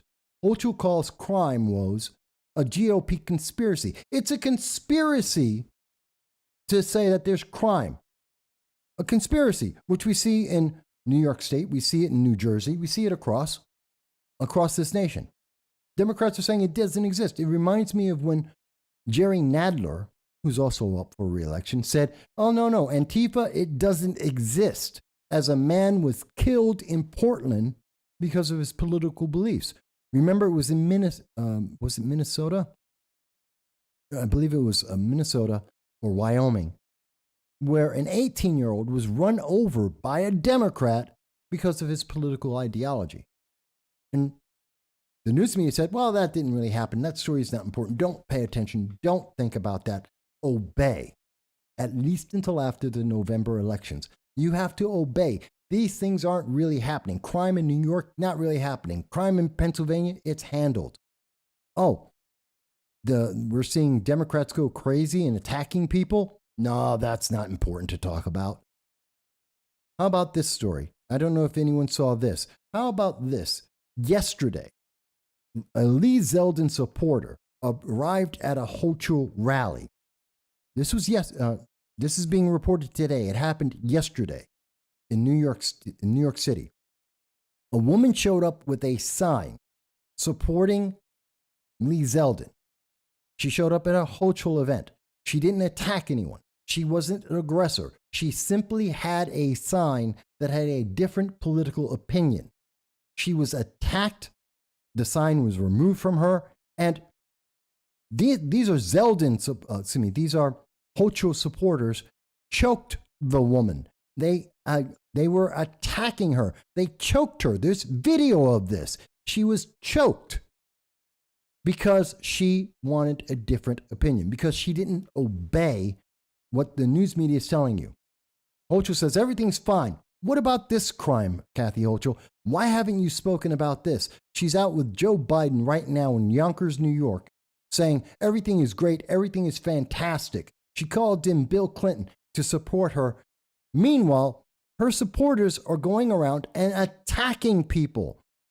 We saw this in Florida. Marco Rubio, one of his supporters, was attacked and beaten down.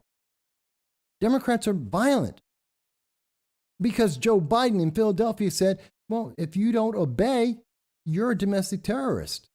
He said that in his Reichstag speech in Philadelphia, bathed in red light, saying, hey, you're an enemy of the state. So are we surprised when we see that Joe Biden, after saying that you're an enemy of the state if you don't obey, if you dare to disagree, if you dare to have a question, are we surprised that we're seeing Democrats attack women for having a different opinion?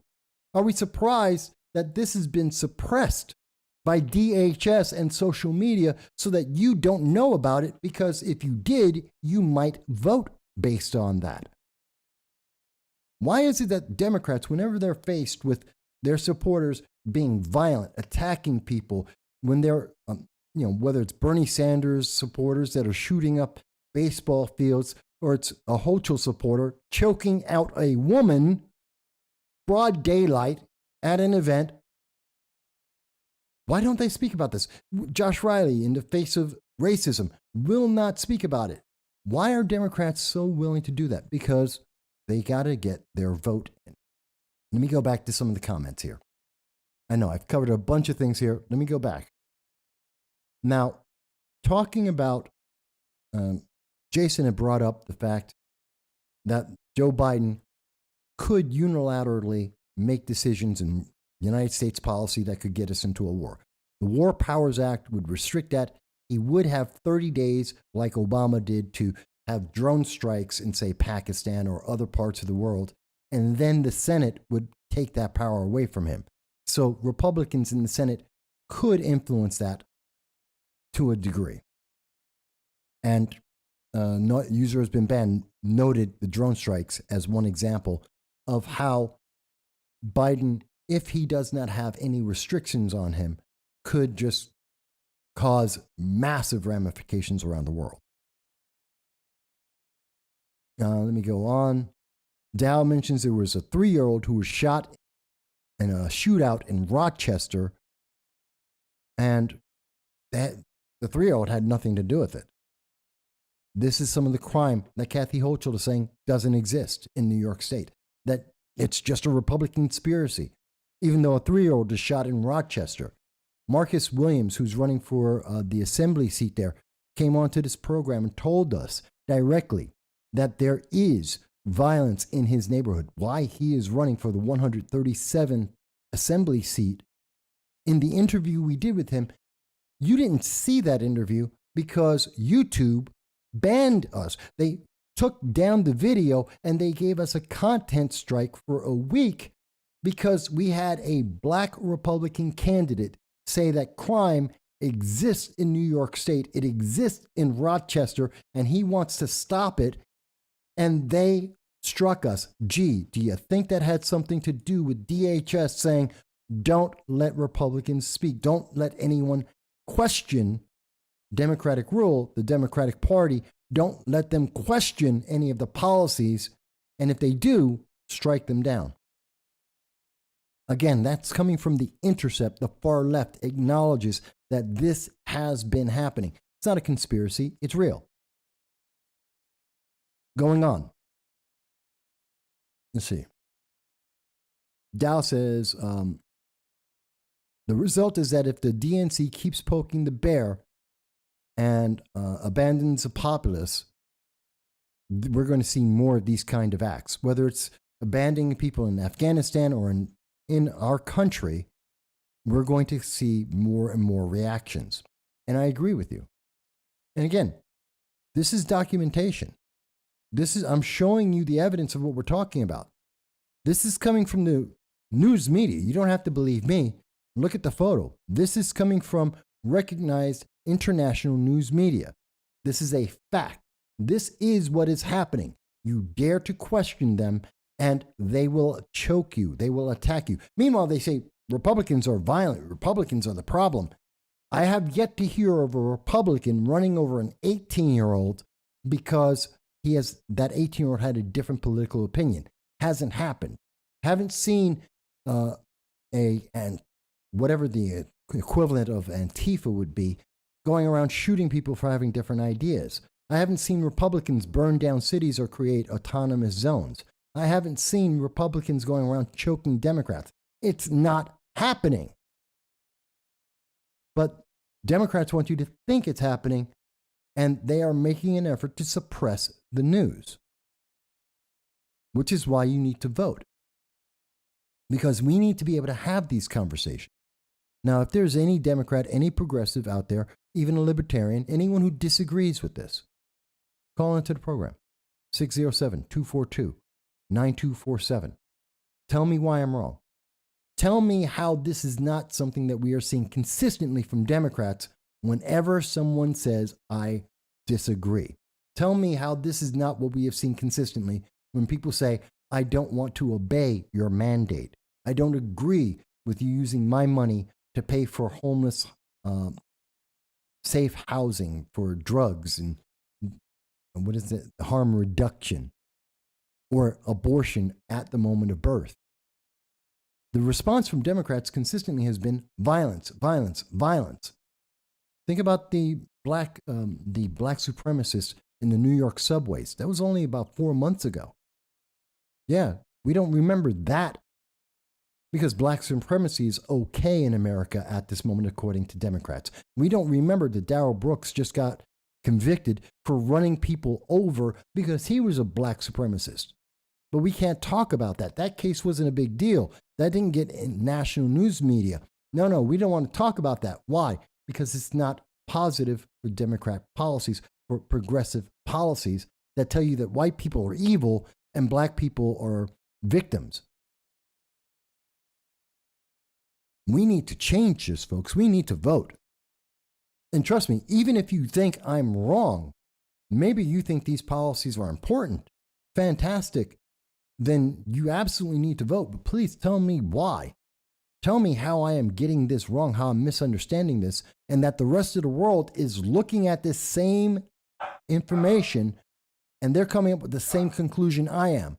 That America is weak right now. We're leaderless. We have no plan. We have no focus. And that is allowing the rest of the world to become destabilized and less safe. Not just for Americans, but for everyone. That's why we need this election. We need to focus. Focus on the economy. Focus on energy. Focus on our southern border. Focus on international policy. We need to focus. We got to stop with these social experiments because they're not working. Bail reform has not worked. Critical race theory is not working. Social justice, racial justice, environmental justice, they're not working. That is just the fact. That is the reality. They're telling us, oh, we have to worry about climate change. The Paris Accords have failed. Every nation, the majority of nations around the world have failed to live up to their climate change promises of the Paris Accord. It's not the United States that's failing. The rest of the world is failing. The United States, we lead the world on climate change. We have reduced greenhouse gases more than all of Europe and United Kingdom combined. And China puts out more pollution every year than the United States has reduced. India puts out more pollution than the United States reduces every year. Climate change isn't an American problem. That's not the biggest issue. You want to deal with climate change? Go to China and convince China to not pollute as much. Go to India and convince India that they don't need to pollute as much. If you believe in climate change and you think it's going to end the world, go to where the problem is. It isn't in America. It's in China. It's in India. But why are they forcing us to change our lives, to redo the entire nation, to lower the quality of life because of a problem that's happening in another country? Because it's not really about climate change. It's not really about making things better. It's about power. It's about money and power. If there is any progressive that disagrees with me on that, let's have that conversation. I am happy to hear you call into the program. If there is any Democrat that is running for an elected office, whether it's Alexandria Ocasio-Cortez, Cori Bush, any member of the squad, Josh Riley, Donna Lupardo, you name the Democrat. If you disagree with anything that I am saying right now, call in. I will have that conversation with any elected official across this country, and we can have that debate. Tell me why I'm wrong. And I've been asking that as people who have watched this program for years now, they never call in. They will never answer these questions.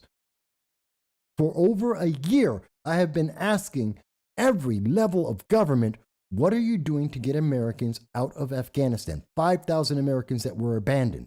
They won't talk about it. I have asked them about the 10,000 Americans in the Ukraine that were abandoned. And you knew it was happening. Joe Biden told you in February when he spoke to Lester Holt. They won't address it. Instead, they'll say, well, abortion, climate change, those are the big issues. Really?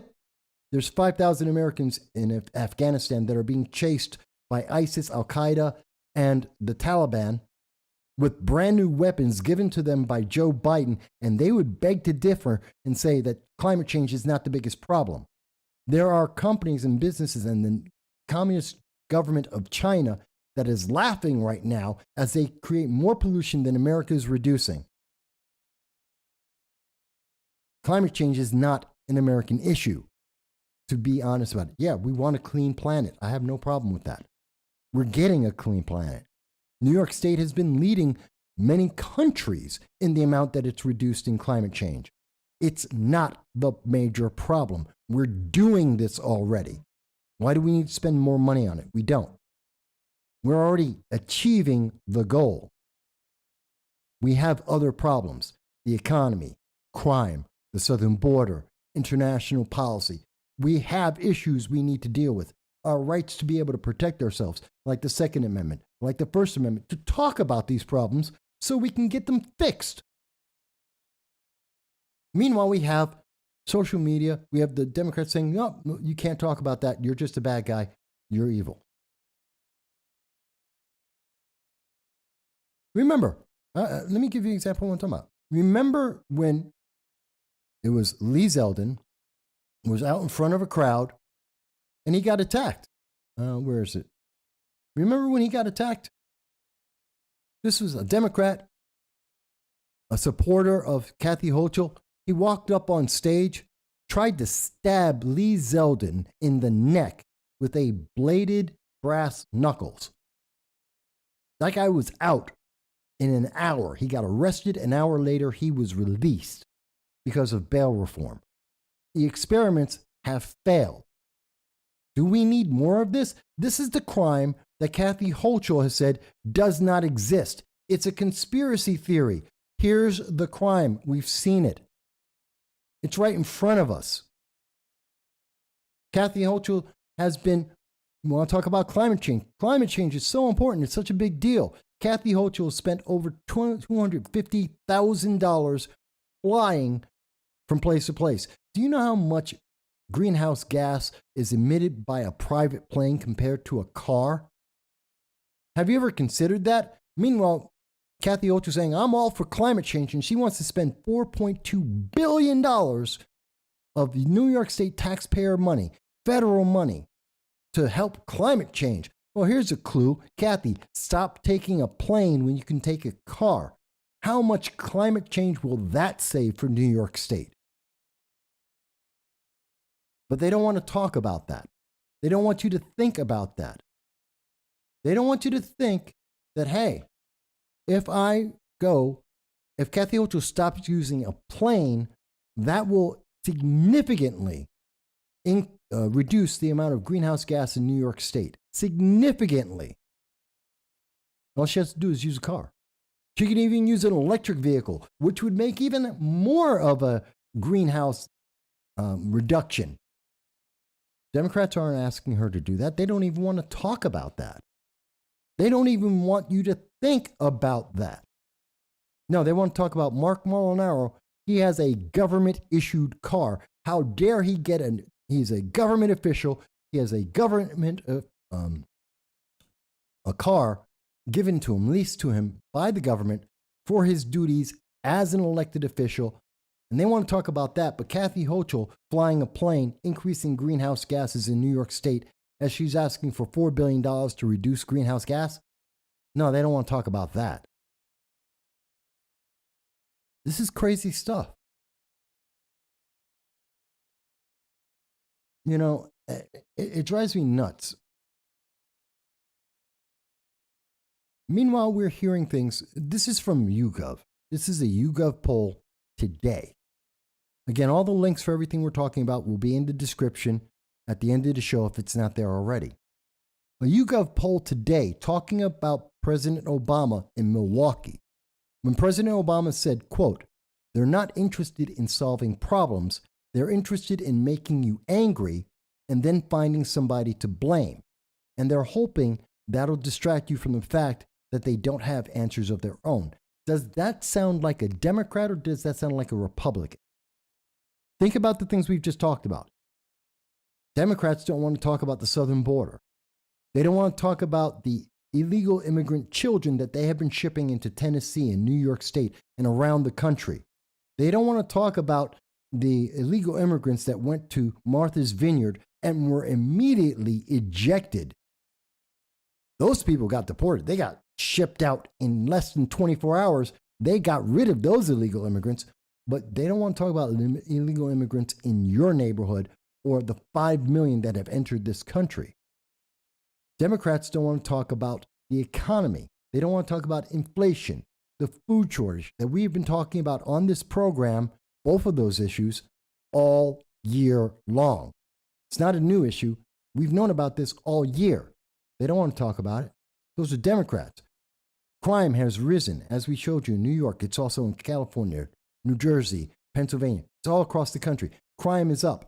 Democrats don't want to talk about it. They want to talk about climate change and they want to talk about abortion. That's it.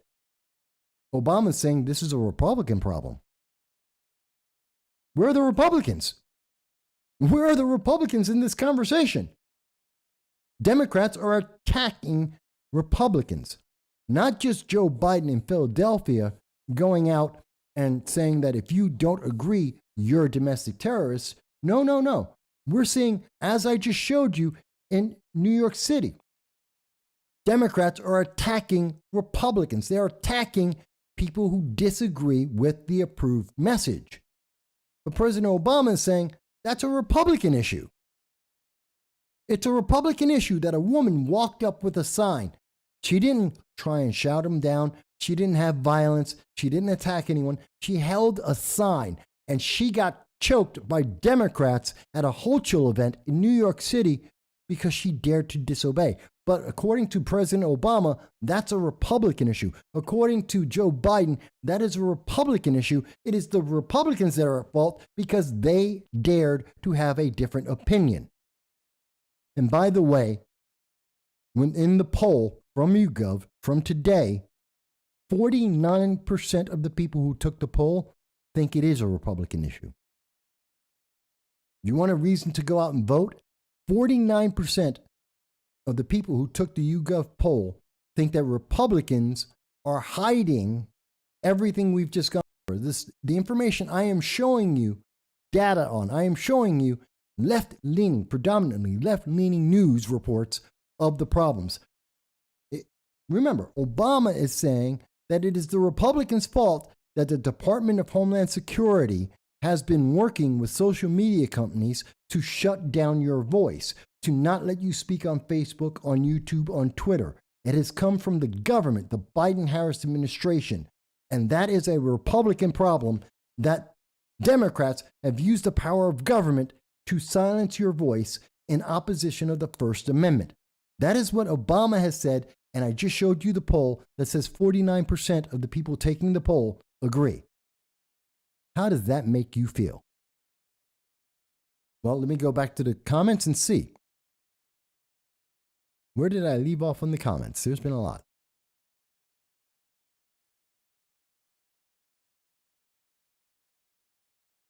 Dow says that recent reporting on MSNBC from a contributor has them telling their viewers and their base that the GOP will actively will come home to home and murder their kids. Well, Dow, I want to see that link. Send me that link. But that's what I'm saying. It's not just on MSNBC. We have President Obama going around saying it's the Republicans. They're the problem. They're going to. Meanwhile, in New York City, it is Eric Adams, the practical progressive, who has already promised that he is sending the police door to door to check on everybody who has a firearm because Kathy Hochul decided to invalidate, to reverse the Supreme Court decision that said you have a right to own a firearm. And so they're sending the police door to door. That's who's sending people door to door. Democrats. Republicans aren't doing that. There is no Republican governor, no Republican city that is sending police door to door to check on how you have your firearm.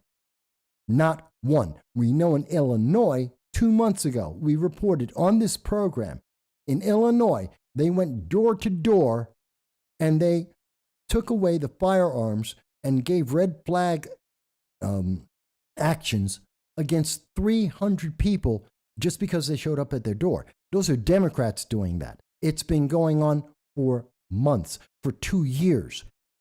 But yet they're blaming Republicans for this. This is why you need to vote. This is why you need to vote. Because the facts don't match up to the promise. You were promised safety, no one's safer. You were promised justice, no one's seeing justice. You were promised a good economy. Remember, all year long, inflation is transitory. There's no recession. Let's change the definition of recession. It doesn't exist. It's not happening. Even though you're going to the store and when you spend, tell me your bill hasn't gone up 15, 25, 30%. But we're the bad guys. And I'm the bad guy for mentioning all this. I'm the guy who's going to get suppressed by YouTube, Facebook. They're going to try and shut me down because I'm telling you the information that's out there. Let me continue with the comments. The irony is progressives aren't having any kids to the point where they have to become teachers to convert students to increase their ranks. That is funny because it is true. Agent Black, who's over in the United Kingdom, and I always enjoy when Agent Black can join us. He's 7 hours ahead, folks. So it's 11:30 at night, and he's on the channel with us. I love it when he's here. Agent Black says, when you understand it's all deliberate, and they are actively trying to destroy the United States. It does make me think that we are getting closer and closer to a civil war. And I know for a fact that just mentioning the word civil war, that there could be a second civil war, is a term that is suppressed on YouTube. That is a fact.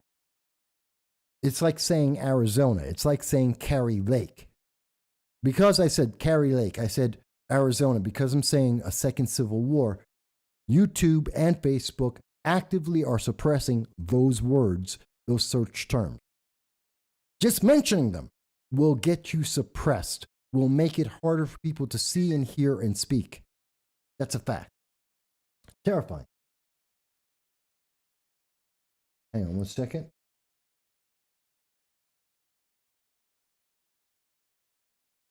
Nope, Dow sent me the link. I'm going to try and find that right now. So I find this interesting. Now, again, if there is anyone that thinks I'm wrong, if there is anyone who thinks I'm misstating the information, please give me a call. Let me know. Here it is. So, and this is coming from Dow. Dow, thank you for updating this. Historian Michael Beslock mocked for the claim GOP midterm win would kill kids. That we could kill kids because Republicans win. NBC News presidential historian and best-selling author Michael Becklos went off the rails on Wednesday night. MAGA Republicans were threatening democracy, warning that if the so-called GOP election deniers were successful in the next week's midterms, our children will be arrested and conceivably killed. This is what they are pumping out there. NBC News, they're pushing out this idea that if you simply say that America is going down the wrong path, Republicans will kill your kids. Tell me how that's not fear-mongering. Tell me how that's not like what Obama says. This is fear-mongering. It has no truth to it. If there is any Democrat that disagrees with me, if there's any progressive that disagrees with me, call in 607-242-9247. Tell me why I'm wrong. Tell me how I am wrong, whether it's about the economy, the southern border, international policy, inflation, recession, food shortage, energy crisis. Tell me how I'm misunderstanding these things. Bail reform, racial justice, environmental justice. Let's go down the list. If I am so obviously wrong, where are the progressives willing to say, this is why you got it wrong? Again, not to tell me that I'm evil, not to tell me that I'm old, don't tell me I'm ugly. I care less about your opinions about that. I don't want to hear about what you feel. Tell me how the information I am presenting to you is wrong. Because I can tell you what they are doing. Not only are we seeing that Democrats are coming out here, like with Obama, telling you that, hey, you just don't understand, Republicans are evil. Just like we see here with MSNBC, they're telling you that Republicans are evil. They're not, that's not the end of it. Affirmative action is on trial right now. And Democrats are trying to gin up the protests. They're trying to make you think, well, Republicans are going to put you back to slavery. We're going to be slaves again if we don't have affirmative action. And there's a crowd of people that MSNBC, CNN are showing you every day saying, look, all these black people, these Asian people, they're there saying that this is unfair affirmative action. We have to keep it. What they're not telling you, Harvard paid for every single one of them. Harvard paid for that crowd. They're paying $2,700 for each student to go to this event. They're paying them to go down to be on TV to say, no, affirmative action, the way Harvard is doing it is important. It's good. This is from the Harvard student newspaper, the Harvard Crimson, October 24th. They paid students to go to the Supreme Court so that there would be a crowd, so that Democrats on CNN, MSNBC, ABC could go out and tell you, oh, those Republicans are racist. They want to get rid of affirmative action. Look at this crowd. These are Americans that support affirmative action. No, those are paid shills, paid by Harvard itself in a trial, in a case that Harvard is trying to defend themselves. This is self-promotion. It's otherwise known as propaganda. And here is the evidence from Harvard itself. By the way, if you go through the story, normally you would need to have 500 attendees and there would be a limit on the money. Instead, Harvard has made exceptions to make sure that the smaller number of students attending this event with more money, they gave them more money, they changed the rules so that they could self-promote their policy, which is not to the advantage of anyone. This isn't a benefit. And here's the information in front of you. And it's been reported by Legal Insurrection as well. They're trying to manipulate the information in front of you. They want you to see a story that isn't true. Again, as you've seen from President Obama, MSNBC, they're telling you, we heard from Joe Biden in Pennsylvania during the Reichstag speech. You are the problem if you disagree.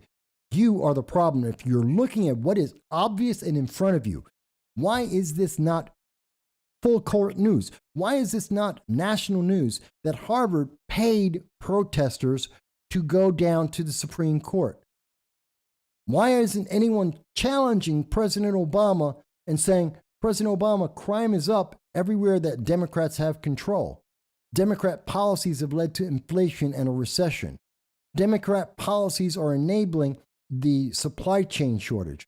Democrat policies have encouraged North Korea, Iran, Russia, and China to be rogue nations, endangering people's lives around the world. Democrat policies abandon Americans in Afghanistan and the Ukraine. Why is no one challenging that? Why does this channel get beat up for mentioning that? And when we mention people like Lee Zeldin, when we mention Mark Molinaro, when we mention Carrie Lake, when we mention these places or these issues, we get attacked. We get suppressed. People aren't supposed to see this channel. They're not supposed to talk about these things. How about John Fetterman? Let's go talk about John Fetterman. He's 15 minutes away from us in Pennsylvania. John Fetterman has a mental issue. He has a cognitive medical condition. That is a fact. He had a stroke, and he does not have the ability to think properly. That is a medical fact. It's not a question. It's not an attack on him. It's not in violation of anything. That is a medical fact. Democrats are telling you that if you don't vote for Fetterman, you are somehow an ableist. That's another one of their ists. That somehow you are attacking him because he is disabled. He isn't disabled. He has a medical condition. Well, yeah, he is disabled because of the medical condition. But that doesn't mean, but it's not like hearing aids, which many Democrats have, and we've reported on this. It's not like something he can get a hearing aid and it's all fixed. In fact, as we saw in the debate that Democrats defended and said it was brilliant. Did you see that debate? I did. They even had text-to-speech programs so that he could read what people were saying. And he still could not be understood. He still was confused and could not answer. He could not communicate. And yet Democrats are saying, if you noticed that John Fetterman can't have a conversation, even with mechanical aids, even with computer technology, he still cannot have a cogent conversation, well, then it's your fault. It's not that it's his fault. And quite honestly, it's not his fault, but it's his condition. He is not mentally capable of doing the job of a senator. That is a medical diagnosis. That is a medical issue. And we are the problem for pointing out that the man cannot have a conversation. His answer to the question, as has been put out in many, many videos since, they asked him, you are against fracking. You have been on the record multiple times, recorded in video, answering the question that John Fetterman does not believe in fracking. He wants to end fracking. On a debate stage in front of the nation, when he was asked, where do you stand? His answer is, I'm in favor of fracking because I'm in favor of fracking because I support fracking, which does not match up with what he said for years, which there is videotape of, and he couldn't answer better than I support fracking. That's his only answer. He said it 3 times in in a minute. He said it 3 times. That's the only thing he could say. He couldn't give an answer other than I support fracking.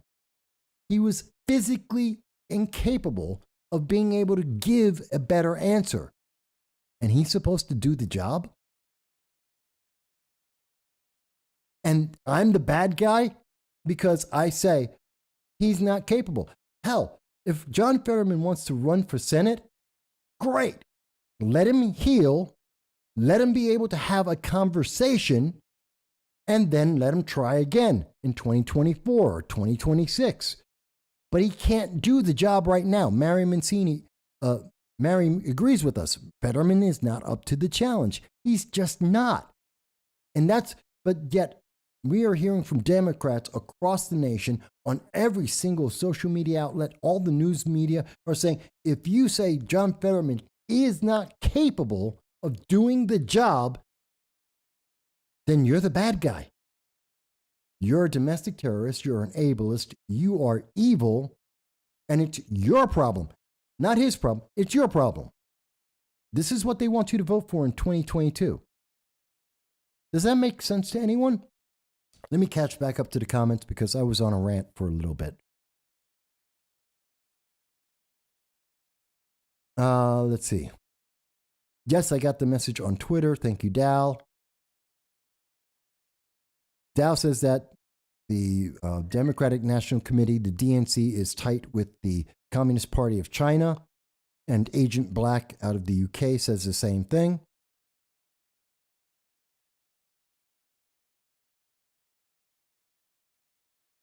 Dow mentions that talking about manipulation, photographs from the Fetterman-Obama rally tried to play off as a super crowd, that there was a super crowd the size of a Trump rally. Except it's not. It was just a trick of the photos. Again, they're trying to trick you. They're trying to confuse you. They want you to believe a message. Look at all the different ways that we have seen. Oh, yeah, Kathy Ocho says, no, the headline is, there's no crime. Crime's not a problem. I've solved crime. Crime is up. Governor Newsom, crime's not a problem. Crime is up. Kathy, what's her name? Gretchen Whitmer. No, there's no problem here. We've got no problems. Yeah, there's all problems all over the place. And it's funny because we can point to this. How many times did you hear the press secretary, Jean-Pierre, she came out and said, oh, the economy is great. You just don't understand. The economy is doing fine. You just don't understand. Now their answer is, well, inflation is down because it went down by 0.2% for 1 month. So they're doing great. You just don't understand. Unemployment's at 3.5%. So the economy is fantastic. Even though you go out to the store, try and buy lettuce right now. I guarantee you the price of lettuce has at least doubled, if not tripled. Try and buy, there's lettuce, there's butter. Try and buy butter right now. Price has gone up if you can find it. Meat has gone up 30-40%. This is a fact. But they're telling you the facts in front of you don't exist. Now, I've been dealing with a few of the things that we are seeing. What are the consequences? What are the consequences we are seeing across this nation? We have racism that is being promoted. A racism that is based in part by politics. That you can't defend anyone. If you're white, you have to be evil. This is critical race theory. You have to be the bad guy. Republicans are being equated as white and they are being equated as evil. Well, I'm a black Republican. What's that got to say? What does that mean? Oh, no, then I'm not. Their answer is, well, then I'm not black. Who gets to decide that? Because of my politics, you get to decide what my skin color is? And if I disagree with you, well, I'm a bad guy. We have to change this. This is a mentality across America that we have to change because we are dividing our nation. And the more that our nation is divided, the more that it is weak. We have less people who are joining our military.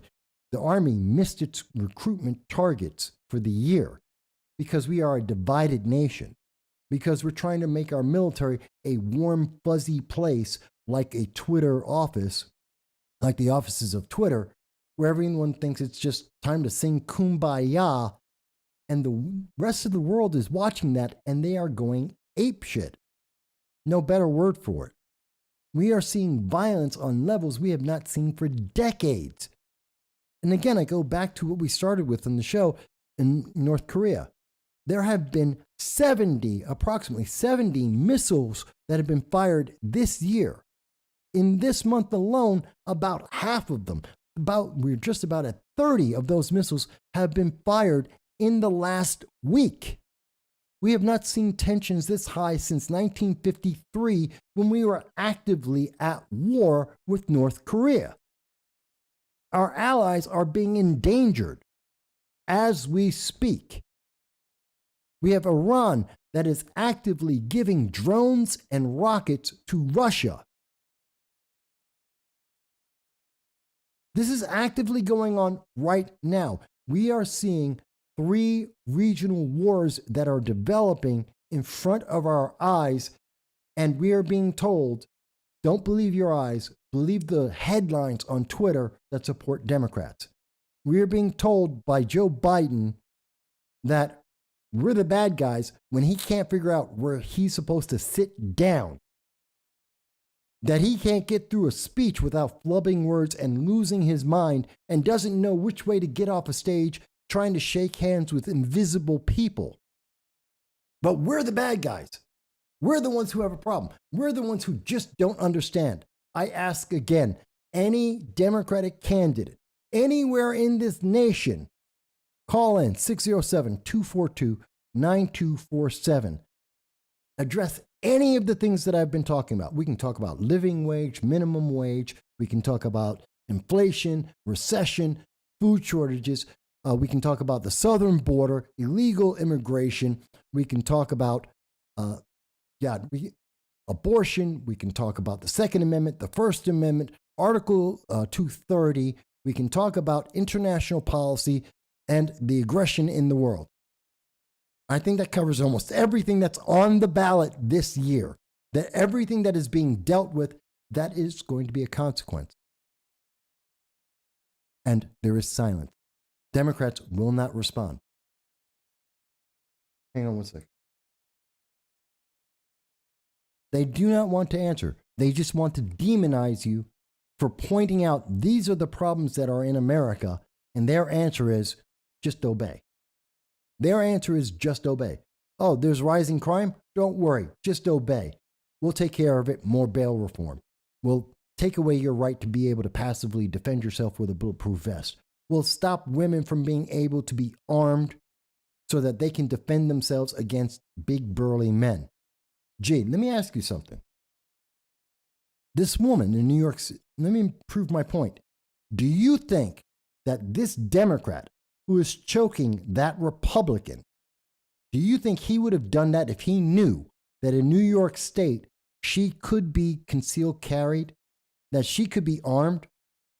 Do you think that man would be willing to go choke a woman in the front of this entire crowd? Do you think he would do that if he thought that black man was concealed carry? That he might want to defend that woman? That he might want to protect her? Let alone if she was able to defend herself against this man who is, 5-6 inches taller than her, probably outweighs her by about 50 pounds. Do you think that this would happen? But no, the answer is you need less guns. You need to have no firearms. Because climate change is more important. Somehow, I don't think that woman thinks climate change is more important. Somehow, I don't think that woman is willing to say, oh, you know what? I really don't want the gun. I don't want to protect myself against this guy. I don't want this black man to protect me against this guy who's attacking her in broad daylight while other Democrats are just standing and watching it happen. Now, one of the Democrats, look at this. She's more concerned, this woman watching another woman be attacked by this man. She doesn't have a concealed carry. She's a supporter of Hochul and Delgado, the people who tell her she can't be armed. And because she's not armed, she can't do anything. She's just going to watch this happen to another woman in front of her face. She's not stopping them. She's not complaining. She has no problem. What happens when they come after you next? Seriously, let's talk about these consequences. If Democrats are allowed to stay in office, do you think any of the things that we've been talking about, the things that have been affecting this nation for the last 22 months, do you think any of them will change for the better? Do you think the economy will suddenly turn around? Do you think inflation will get lower? Do you think China and North Korea, Russia, that they're all going to stop? That suddenly we're going to have more energy. We're going to have oil and gas and wind energy are just going to pop up, and we're just going to have electric bills that are going to go down. We're going to have all the illegal aliens that have been entering this nation, 800 that died in the last 12 months crossing the Rio Grande. That's all going to just disappear and end. All the problems are just going to stop because you obeyed, because you allowed them to continue the social experiment that they are conducting in 22 cities around this nation. You think all the problems, the Crips and the Bloods are just going to stop fighting and they won't have shootouts, and 3-year-olds won't be caught in the crossfire anymore in Rochester or Chicago or Detroit or Baltimore or LA or New York City. That's just going to all stop because Democrats are in control. Do you think that's really going to happen? Is there anyone who would honestly say that they think that's what will be the result? That the consequence of Democrats maintaining control is that everything will get better, rainbows will come out, unicorns will be driving all our cars. Let me go back to some of the comments. Dow mentions that the issue that he pointed out, that this Democrat, again, let me show you. Dow mentioned that this historian, this NBC News presidential historian and best-selling author who's fear-mongering, saying that Republicans will arrest your kids and kill your kids. He said that that's more of the weaponization of the Department of Justice against political enemies of the state. Hell, I forgot to mention that we've got A.G. Garland, who is investigating parents for daring to be involved in their kids' education. That we have school boards across the nation that are calling the FBI because parents are worried about their kids being sexually assaulted in bathrooms. Did we forget that that's what's on the ballot? Because Democrats are telling you that a 5-year-old can make the choice to chop off their genitals for the rest of their life, and that they can run around in any bathroom on any given day because they say so, and children are being sexually assaulted because of it. That happened in Loudoun County. It is a fact. And when they what did Democrats do about that in Loudoun County? Let's remember, I have a long memory. I remember the things the news media wants you to forget. And in Loudoun County, what did they do when they found out that their policy of having anyone walk into any bathroom, as long as they say, oh, I'm the opposite gender, on any given day, a young girl was sexually assaulted.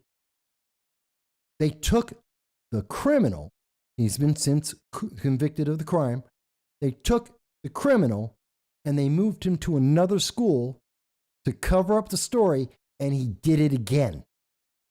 So they had a serial sexual assault criminal. They were made aware that their policy, their experiment in our schools endangered children, and they covered it up and continued the experiment in another location where it continued to be a crime and kids continued to be sexually assaulted. And Democrats are telling you we need more of that. We need to do that more. We need to give more young boys who identify as women the ability to assault young women in girls' locker rooms and in girls' bathrooms. They're saying we have to do more of that. And if you don't agree with that, you're the problem. They tell you, well, it's not really a problem. It doesn't really exist, even though we have cases across the nation where that is exactly what happened. Again, if you're an adult, you can be gay, straight, you can be a toaster, you can identify as an alien from another planet. I don't care. You can have sex with yourself, with other people, with the same sex, different sex. I don't care. You're an adult. Are you hurt? As long as you're not harming another human being, I don't care who you have sex with. But we're talking about children. Hell, in California, it was California where they passed the law that if you are 20, you can have sex with a 10-year-old. This is what's on the ballot across the nation. These are the policies of progressives that they want you to live with. Just obey. Don't question it. Don't think about it. You can't talk about someone's sexuality. You just have to accept that a 20-year-old can have sex with a 10-year-old in California and not be charged with a crime.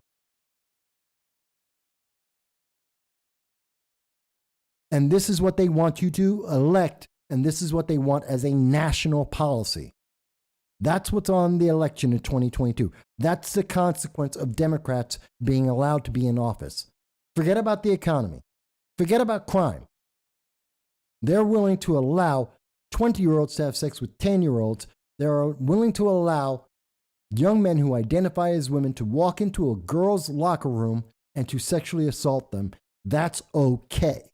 And if you disagree, you're a transphobe, you're anti-LGBTQ, you are the problem if you don't agree with allowing that to happen. That's what's on the election. I have a problem with that. If Democrats, Dow says that if Democrats win, electricity and heating are going to be astronomical.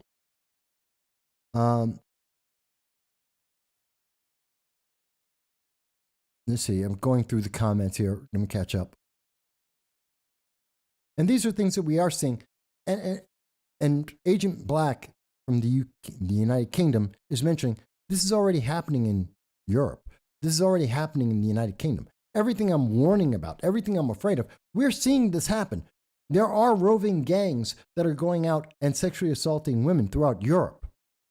We know that it's happening, in part because of these policies about transgender that are not taking into account people who are abusing the system.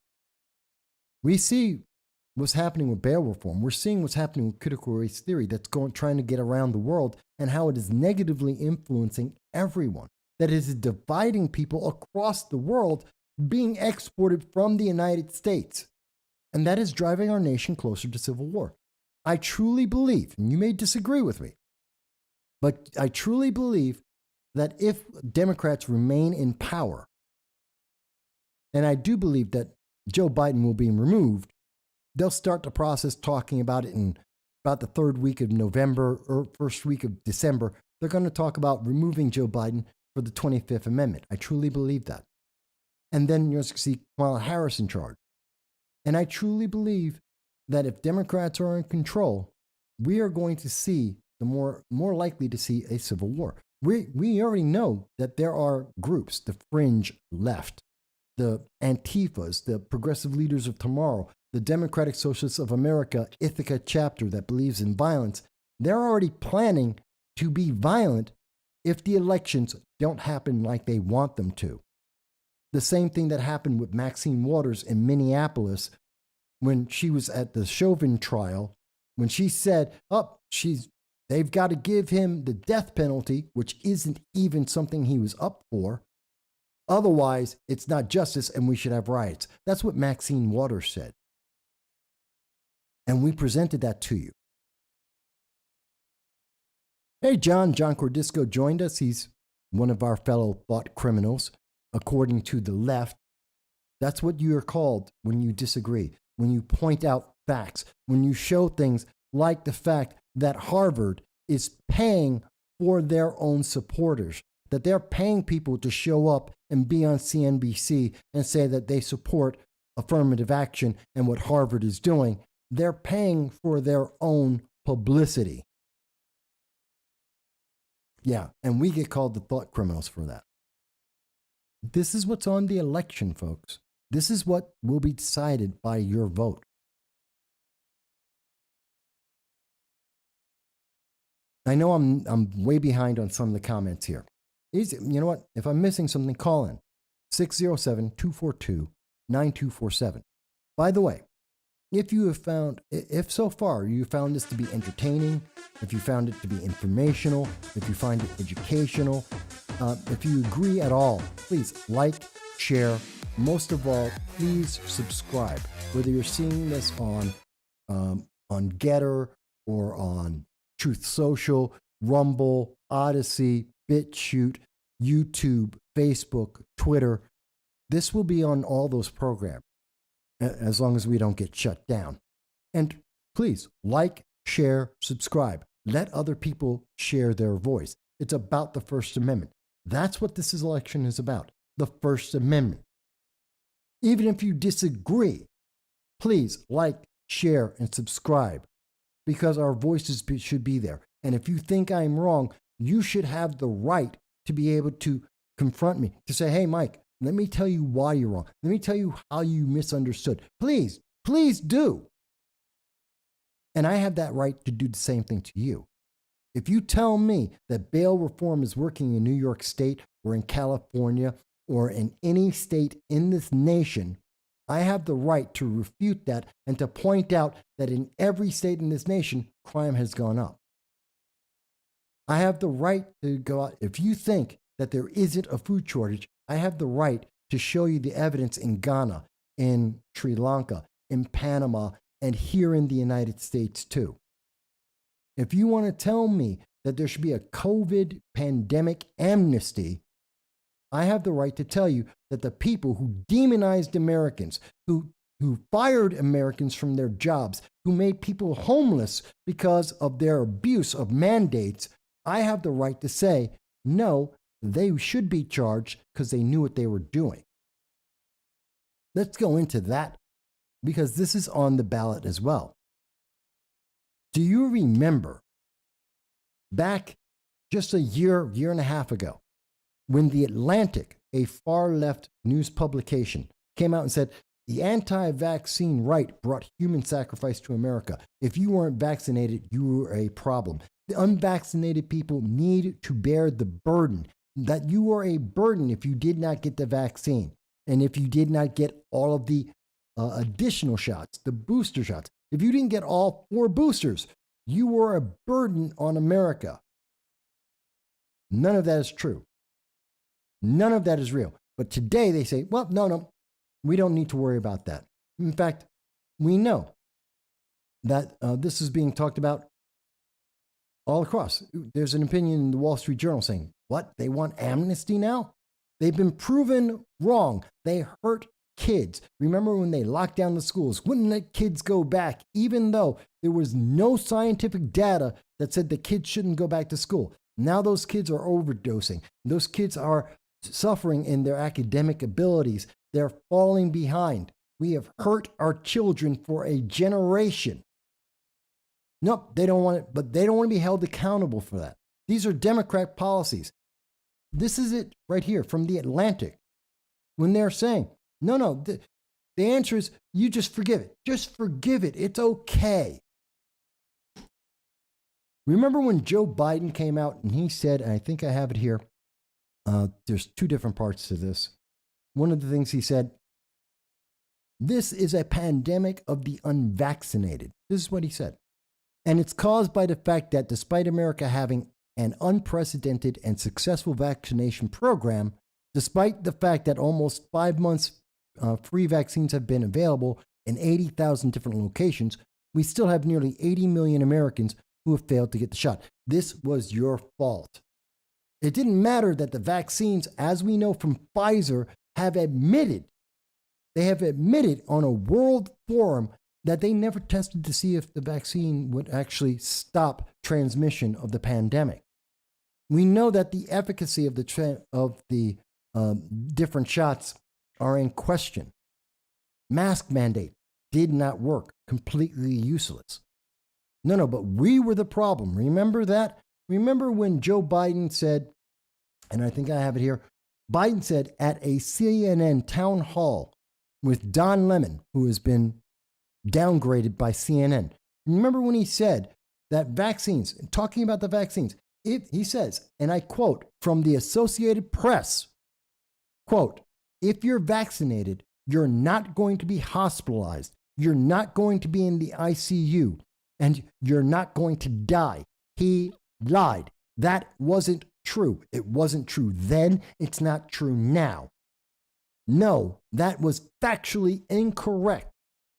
But me saying that he was factually incorrect then and now is considered to be misinformation. It's misinformation that he was factually wrong. Factually, absolutely wrong. Then and now. And we have the CDC data from then and from now proving he was wrong, that he lied to the American people. Businesses made decisions about their employees. State governments like New York State made policies and decisions that fired 34,000 doctors in New York State alone, that fired over 1,000 New York City policemen, that fired city workers, employees of the state, fired them because they wouldn't get a vaccine. And the excuse from the state and from the city and from private businesses is Joe Biden said that you must be vaccinated, otherwise you're going to cause people to be hospitalized and they're going to die. And that wasn't true. And we're the bad guys for pointing out the truth, for pointing out the fact. And now people, the Atlantic Democrats, are saying, live and let live. Don't worry about it. Don't think about it. It's okay. Nobody needs to be accountable. No one is accountable. I've been held accountable for 2 years. This channel has been held accountable for over a decade. Republicans, especially black Republicans, black conservatives, we're not supposed to exist. We are held accountable every minute of every day of all the comments that we make. We get attacked on a regular basis. I go to events, I have to wear a bulletproof vest because I have death threats against me. And I have shown you video of people making those threats in a crowd of progressive leaders of tomorrow and Antifa surrounding me, 75 people surrounding me for an hour. But that's okay. I have people right now, Josh Riley and his supporters, the supporters of Josh Riley are out there that are hurling insults. They're literally being racist and sexist and ageist. I have the evidence. I have shown the evidence to Josh Riley, who will not comment on this. And they're saying, well, I just got to forgive that. Just forgive it. Just let it go. Why? Why in the world should we forgive these things? Why should we ignore these things? And that's one of the consequences of this election. It is quite likely that if Republicans are able to take the House, the Senate, 31 of the governor's seats in states across this nation, Democrats are going to be held accountable. And that's why they're asking for amnesty right now. That's why they're saying we have to declare an amnesty. We have to forgive all of the Democrats, the 16,000 nursing home deaths in New York State that Governor Andrew Cuomo killed, 16,000 people, that Kathy Hochul, as his lieutenant governor, was aware of and said nothing about. Governor Whitmer in Michigan, Governor Newsom in California, Governor Wolf in Pennsylvania. We need to forgive them and forget about the people who died in the nursing homes because of their bad policies. We have to forgive and forget the people who were locked down, our children who were locked down, couldn't go to school, and they committed suicide, or they've had opioid overdoses, and became addicted to drugs because of the policies of Democrats surrounding the pandemic. We just have to forgive that. No one's accountable. No one's at fault. It just happened. No one could possibly know, even though we had the evidence.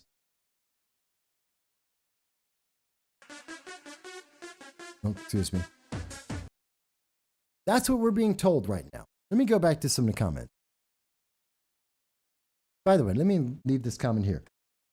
Do you want to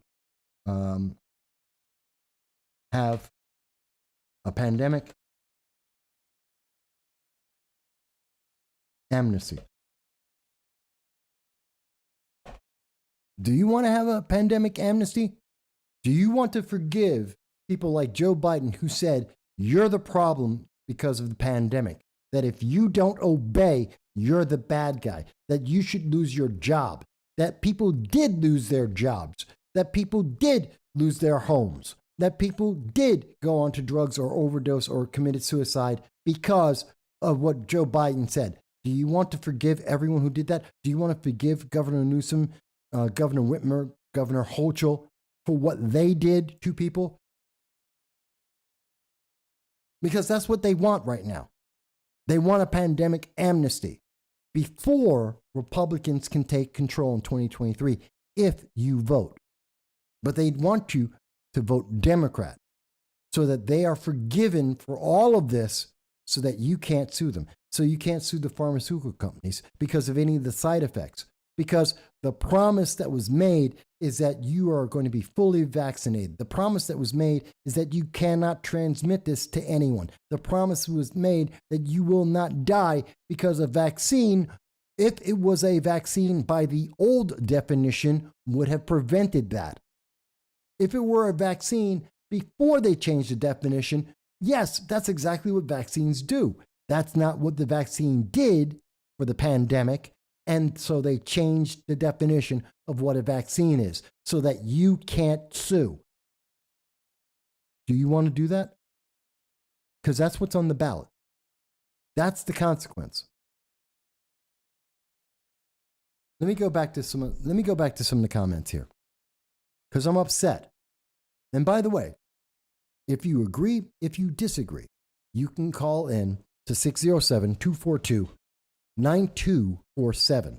We changed the number today because I couldn't afford the second phone line. So if you want to donate, by the way. But we couldn't afford the second phone line, so we only have the one, and it's 607-242-9247. You are more than happy to call in. If you're at the live event happening right now over at Johnson City with Lee Zeldin and Mark Molinaro, you can call in. If anyone can get a phone to Mark Molinaro or Lee Zeldin in Johnson City, please have them come on to the program. I'll be happy to have their voices. But going back to some of the comments here. Let me see where we are.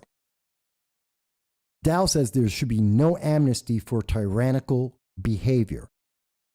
Kids should not be in current public school system, but not because of the pandemic. Schools need to be changed. They need to be defederalized, and there should be school choice, according to Dow. User has been banned said, schools, we don't have schools anymore. We have indoctrination facilities. And if you look at critical race theory and some of the policies on transgender, yeah, I believe that.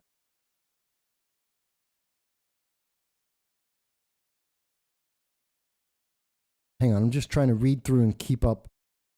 Dow is pointing out people who got banned on Facebook for having a meme of President Xi of China, the Communist Party, Xi Jinping, and they made a meme of him, and they got banned. But meanwhile, Kathy Griffin gets to be on all social media with a meme of a head of Donald Trump beheaded. That was okay. That was just art and comedy. But if you do it to a one of the protected political figures like President Xi of Communist China or Joe Biden, well, now you have to be banned. They get blocked. That's funny. Dow says that bad policies and overreach are tyrannical. There should be no amnesty. User has been banned has said, well, progressives these days are seriously a cult. It's like a religion. Jan says that West Virginia still reports every day how many people die of the pandemic, yet when you ask them how many were vaccinated, they won't answer that. They won't answer how many people are vaccinated and have also died, which is something that happens because the vaccination will not prevent death. It does not prevent transmission. It may lessen some of the severity of COVID for many people, but it also has side effects that we are learning more and more about. And remember, it was Democrats who mandated that women, especially pregnant women, had to have the jab. And they don't know what the side effects are. And we can't know the side effects because this drug has never been tested. We are actively the actual test. Please look at the authorization for the pandemic medication. The vaccine is an experimental drug. It was approved for experimental widespread distribution by executive order. I'm not disparaging it. It's not misinformation. It is an experimental drug. We do not know the side effects because it has not been tested. That's why normally to get FDA approval, it takes 7 years. That's the fast track. 7 years so that they can test it on humans and know what are some of the side effects. At the moment, we have no idea. Agent Black in the UK said, I got blocked from a school friend who is a genius, worked for NASA and now the Japanese Space Agency, and couldn't accept that any of this is correct. And now we have evidence. So it's interesting. User has been banned says, is the Chinese president's pronunciation she, ze, her? That's funny. That's funny. Jan mentions that stillbirths are now coming out as an all-time high. Remember, 80% of the nation got the jab. Women who were pregnant were told to get the jab. Even in the UK, they stopped giving pregnant women the jab. The National Health Service of the United Kingdom removed the recommendation of pregnant women being injected with the experimental drugs. In the United States, it was still mandated. Is that part of the amnesty that we should be having? Is that still okay? This is what's on the ballot. These are the consequences of the ballot. It's that simple, folks. These are the things that we are talking about that are going to be affecting the nation going forward.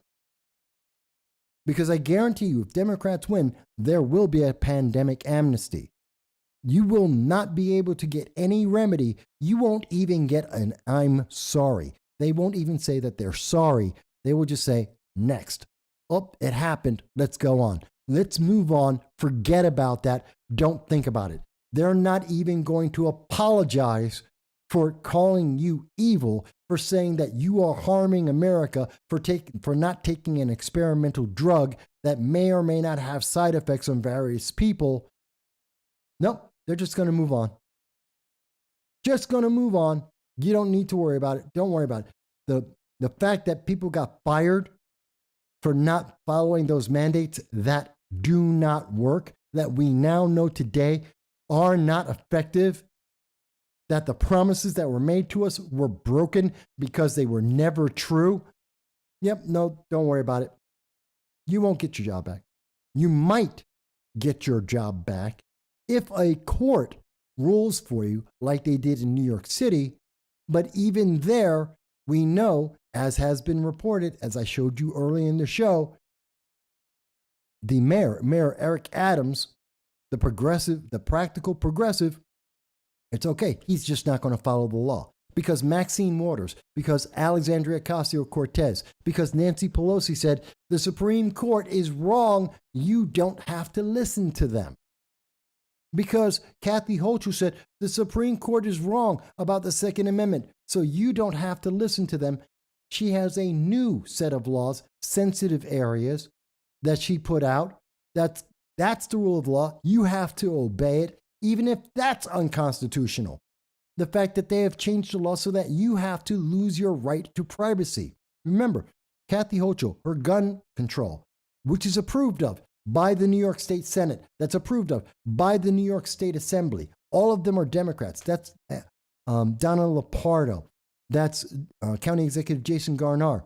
The Democrats who rule this state, all of them, from the governor all the way down to the local level, said, you know what, it's okay. We're going to have sensitive areas. You can't get a gun. So every woman who lives in those sensitive areas, which cover about 60% of New York State, guess what? You don't get to protect yourself. You're a criminal as a woman if you protect yourself from the rampant crime that is going on. They approved of that. They approved that you have to lose your Fourth Amendment right to privacy.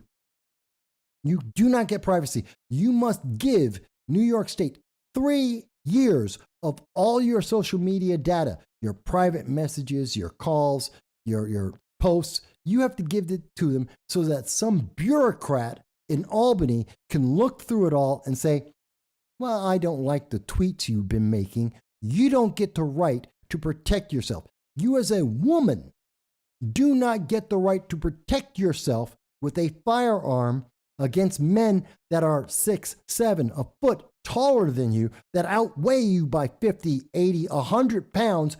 You do not get the right to equalize that by having a firearm because they don't like your tweets. That's what the New York State legislature, the Democrats that control the New York State Senate, that control the New York State Assembly, that's what they wanted. People like Leah Webb, New York State, the 52nd District, Leah Webb, who I know, who I have interviewed when she was a councilwoman, when she failed as a Binghamton City councilwoman. Leah Webb has been promoting defunding the police as crime has gone up in New York State. Matter of fact, I have evidence of this. Let me show you the evidence of, and this is happening across the country. And then I'm going to get back to the comment. I promise.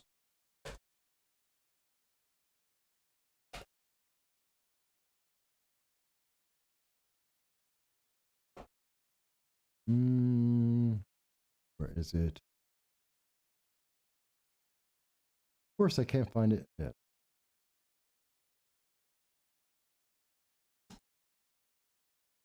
Nope. Hang on 1 second. I'm getting evidence for you guys. Here it is. When people are going to say, but Mike, you're wrong. Crime isn't up. Kathy Hochul said, as we know, Kathy Hochul said, crime, there's no crime. What are you talking about? Crime is under control. It's just a conspiracy. Okay, here is New York State's evidence. Division of Criminal Services from New York State. The Gun-Involved Violence Elimination Initiative. It is a report from the 17 largest cities in all of New York State. And for New York State, individuals killed by gun violence, crime, that's up 45% over the last 5 years. 45.9, call it 46% over the last 5 years. There is an increase in 2022 of 3%. That's a fact. We can see the annual totals. They're right here. This is the report. The numbers are up. We're up versus 2021. We're up versus 2022. Look at this. We have 215 in 2021, 215 people who were killed by gun violence in 2021. Yeah, that's higher than any other year going back to 2012. And 2022 is higher than that. We are higher than that. This is the evidence from New York State. Kathy Hochul is lying to you. Just lying. This is what's on the ballot. And this is the same thing that's happening in California, Illinois, Baltimore, Maryland. It's happening across this country, in Washington State, Portland, Seattle. It's in Colorado, in Boulder. It's in Austin, in Texas. It's across the country. Let me get back to some of the comments here. Yes, I know President Trump is speaking. I thought he was in Pennsylvania right now. I know. Let me see here.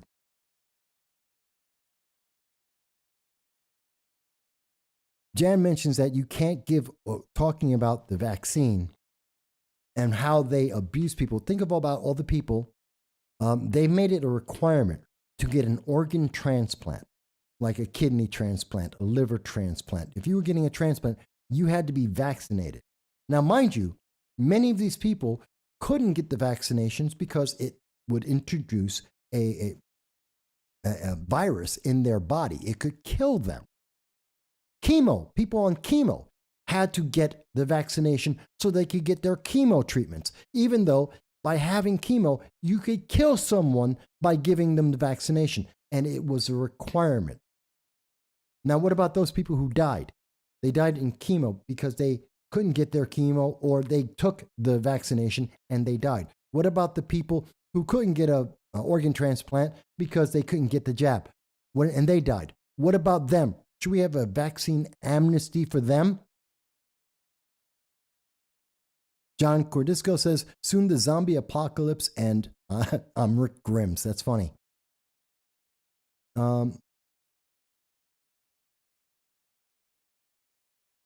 John mentioned that he was the city council member prior to Leah Webb. I remember that. And John, Leah was absolutely the worst replacement for you possible. It was horrible. By the way, John, the phone number is different. It's 607-242-9247. We couldn't have two phone lines, so I could only use the one. I could only afford the one, so that's what we have right now. But it's on, and you can call in and let me know what you're thinking. Anyone can call in at any time. Anyway. So, folks, we're talking about, so the consequences, yeah, Leah is a horrible, horrible choice. I know Leah. I've talked to Leah. She's one of the most ineffective individuals in local government, which matches what we see in state. But again, these are the issues, and I'm using New York State, but you can go to West Virginia and Amendment 2. You can go to California with Governor Newsom. You can look at Governor Whitmer. You can look at Governor Wolf. You can look at John Fetterman. That's in PA. You can look at New Jersey. Look around the country. We have been talking on this program. I haven't even really gotten into the economics because you can see them for yourself. We are in a recession. Notice they keep changing the definitions, and it'll be funny that in 2 weeks, they're going to change back the definition of a vaccine. They will change back the definition of what is a recession. All the things that they're not willing to talk to you about now, in 2 weeks, that's going to be the truth. Hang on. Hello, and thank you for calling into No Soundbites Allowed. I'm your host, Michael Voss. And hey, Mike. Hey, it's John. What's going on, John? What's going on? Yeah, I know all about Leah Webb, sadly. Yeah, and that's the New York 52nd District for those who don't know. Yeah, I was the council member just prior to her, but I mean, I won't say that was a Democrat back then. Mm-hmm. And when Leah went in there after she ruined the reputation of an individual, Pat Russo, who was the councilman downtown. He's passed away now, but they just used a scorched earth policy. They didn't care whose reputation they hurt. They didn't care whose businesses they destroyed.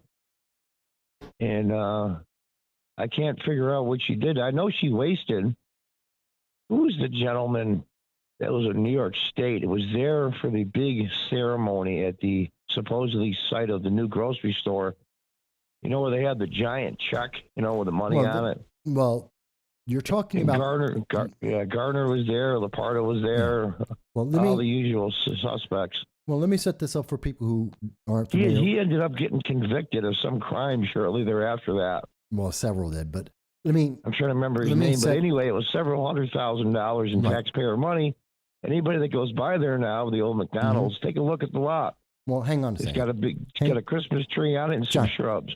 Hold on one second. Let me set this up. For people who are not aware, one, John Cordisco is a good friend. He's got a channel, Cordisco's Corner, which you can look at, and I do advise it.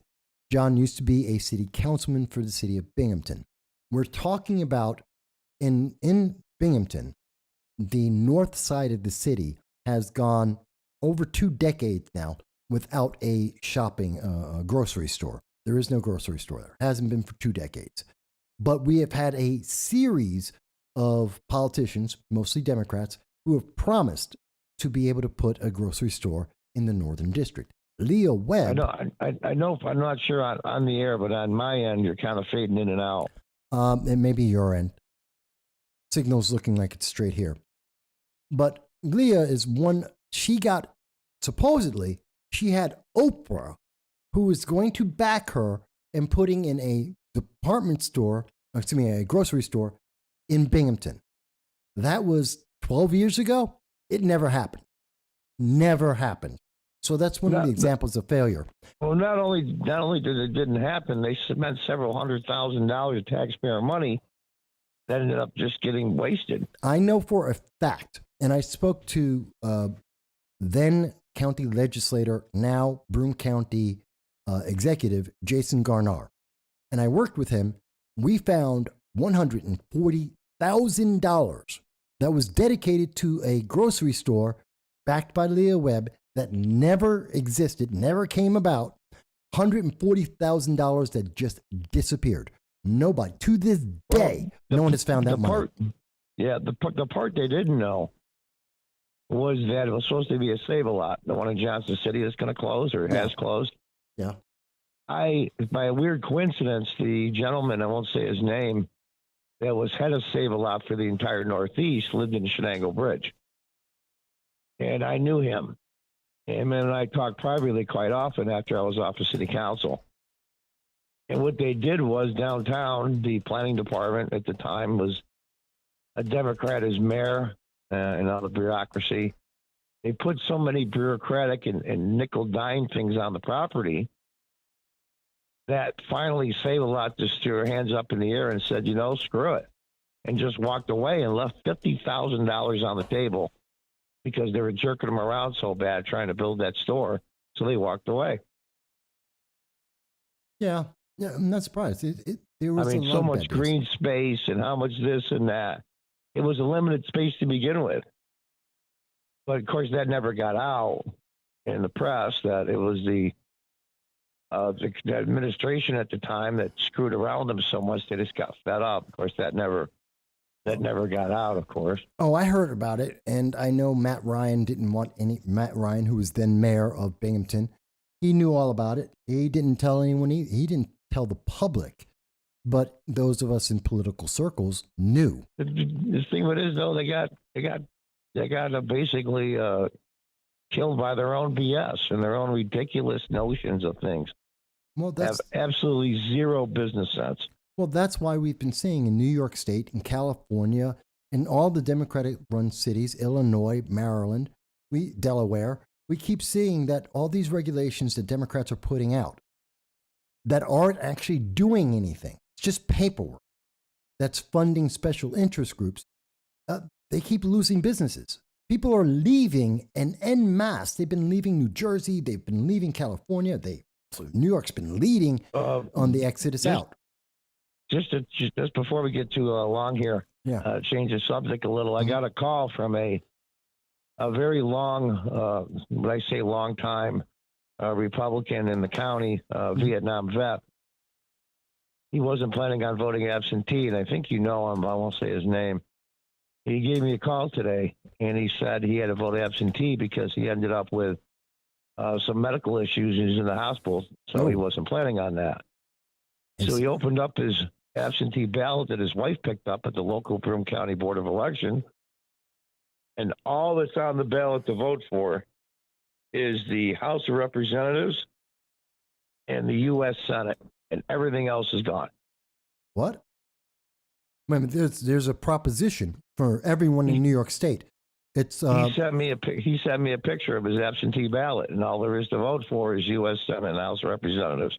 Did he turn it over and see on the back there's also the proposition? Oh no! Oh yeah! No, I looked at the whole sheet. He sent me. He emailed it to me, or excuse me, he texted me with it.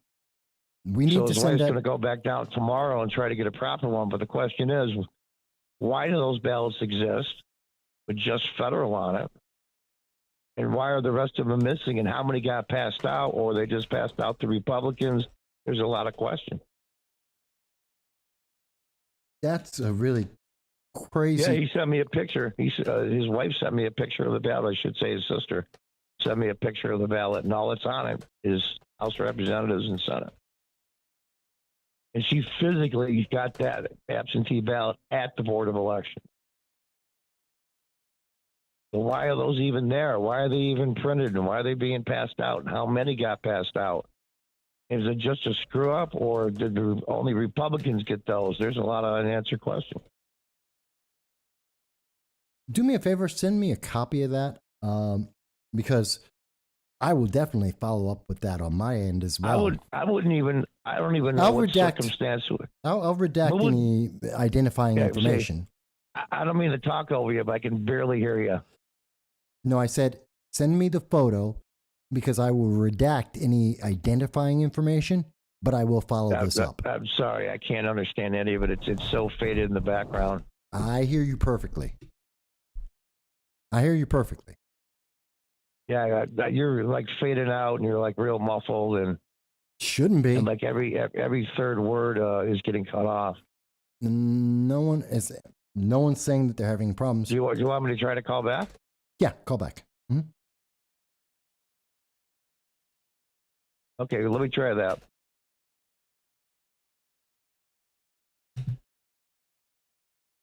Is anyone else having any audio issues? Also, if anyone else has any evidence whatsoever of... All right, you should be with me again. Can you hear me now? Yeah, a little better.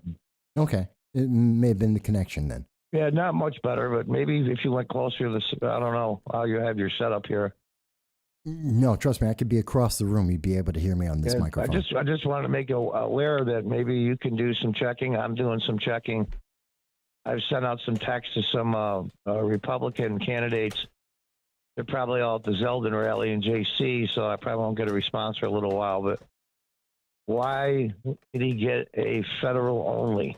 I can't even think of a circumstance that would be a federal only ballot. No, there shouldn't be. In the old days, when it was 18 for federal and 21 for the state, they used to exist, but that was years ago. No, there should be one ballot, only one ballot. Yeah, I know. And there's local races. Hell, there's the governor's race should be on the ballot. In fact, I'll bring it up on my phone here. It was texted to me, the picture. In fact, here it is here. I'm looking at it. And all it has is United States Senate and representatives of Congress. And the rest of the ballot is blank. And I'm looking at the entire page that she sent me in a picture. Okay, so send me a copy of that. I will redact the information so I can follow up on it. But that is voter nullification. If anyone is receiving those ballots, that's voter nullification. I mean, there's a governor's race that should be on the ballot, as well as a proposition. I did tell the gentleman when his wife goes to the Board of Elections tomorrow to get the new ballot, to one, she's going to bring the ballot that we're discussing now. And I said, go to the head Republican, whoever's there in charge of the Republican side, and find out just what the heck is going on. Is this an isolated incident where hundreds passed out? He's also a Vietnam veteran. So, but he's a registered Republican. So who is getting these? Is it a one-off? Is it just a couple of flukes? See, nobody knows. Yeah, that's something we have to investigate because that's voter nullification. Yeah, that's insane. Maybe you can get some of your bloodhounds on the Board of Elections and try to find out. Yes, I will. And that's why I'm asking for the photo so I can do that. I'm going to try to send this. Let's see here. Let me see if I can send it. I'm not really that tech savvy. Let's see here. 607. Was it 427? No, 242 9247. It's up above me. It's on the screen. Yeah, 242. My dad was an IBM programmer. Those genes did not pass over to me. 47. Okay. I'm not sure. I'll try to send it to you later, I guess. Yeah, do that, and I'll send you a message about that. We'll try and find out. Okay. All right, everybody, make sure you vote. Absolutely. Don't forget. More important now than ever. There's a lot of Americans sitting in cemeteries all over the world, so you could vote. It'd be disrespectful if you stay home. Definitely. Okay, I'll let you know what I find out. Okay. All right. Bye. Bye. Now, folks, I know there was a little bit of difficulty with that call, but we've had a call from Jason, we've had one from John, and now from Cordisco. We are here. We can hear you on our side. I think everyone can. But that's scary. And we're hearing about voter nullification now. This is a problem. This is a big problem that we're starting to hear about voter nullification, especially when races are so close. I'll give you an example. This is from Siena College, the Siena College poll on the 19th District of New York. And this is from November 4th, 2 days ago. And it shows that, look at the race. Riley versus Molinaro. That's about a 5-point spread. It's within the realm of error. We're looking at Lee Zeldin, 50% versus Hochul at 45%, but that's within the margin of error. This is interesting to me, and it's scary because there's so much information that isn't being addressed, that isn't being talked about. I mean, we have so many people who are denying, the Democrats, they're denying that there's crime all around us, that the economy is bad, that international relations are bad, that our energy policies are bad. They're in complete denial. They don't want you to talk about it. They don't want you to think about it. And if you do, you are the bad guy. And that's the scary part of the voter nullification. And we're seeing this in races all over the state, that over and over and over again, we're hearing from people across the country that are saying, Democrats just aren't talking about the issues that matter to you. This is a scary thing. So I want you to go out and vote. And yeah, I would prefer that you would vote for a Republican, or maybe you want to vote for a Libertarian. Maybe you want to vote for Larry Sharp, a good friend of mine. And Larry Sharp's got about 3-4% of the vote. But we got to do something, folks. You got to speak up. You got to have your voice heard. You know, how many of the people, this is interesting, the Siena poll, which I took part in, they called me for this poll for the New York 19th. I think I put out a post about that. They called me for this post. You know what I noticed? They also polled about President Trump. They're not mentioning those numbers. It's interesting. The Siena poll called me, and they asked specifically about President Trump and also about Joe Biden. And they do not have any information about that being reported in their poll. But they did ask about it. They did ask directly about that. So that's interesting that they're leaving out some of the information. I don't know what else they may have left out.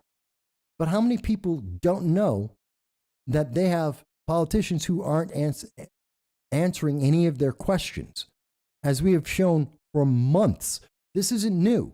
We've been talking about the New York 19th race for months. We've talked about the New York 22nd race for months. But there's so many questions out there. Dow says it reminds him of that issue in 2018 in New York State DMV messed up registrations and updates and ended up with voter nullification, and no one in the media followed up not Bob Joseph, who's with WNBF in my local area, not the local news media. No, they don't like to follow up on any of these things. Think about it. Think about all the letters that I have sent, that I have shown on this, in this live stream or on various videos that I have done, letters I have sent out to politicians that have not responded, and the rest of the news media will not cover the story over and over again. They will not talk about these things. Why? Because they have an agenda, and that agenda isn't in your best interest. That agenda is political. If anyone thinks I'm wrong, if you think I've misunderstood, if you think the evidence I am providing to you is incorrect, call in. Tell me why I'm wrong. Let's get into the nitty-gritty, because the consequences are devastating as a nation and as a country. The consequences are the continuation of the overdose deaths because of fentanyl coming across our southern border. The consequences of this election are international policy with North Korea, China, Russia, and Iran thinking that they can run ramshot because America's distracted. The consequences are our economy and an inflation and recession that we are in, and how long it will last and how deep it will go. The consequences are widespread. This is affecting generations. Our kids are being affected by this stuff now and in the future, not just from the national debt, not just from the recession, but from all of it put together. Hang on, I'm getting a comment here. Hang on. Bear with me, folks.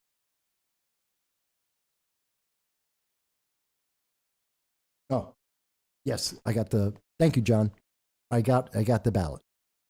Thank you for that. I know you've heard it before. What difference does it? Hang on one second.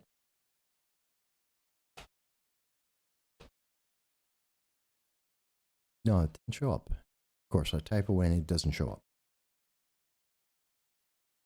Hang on one second, folks.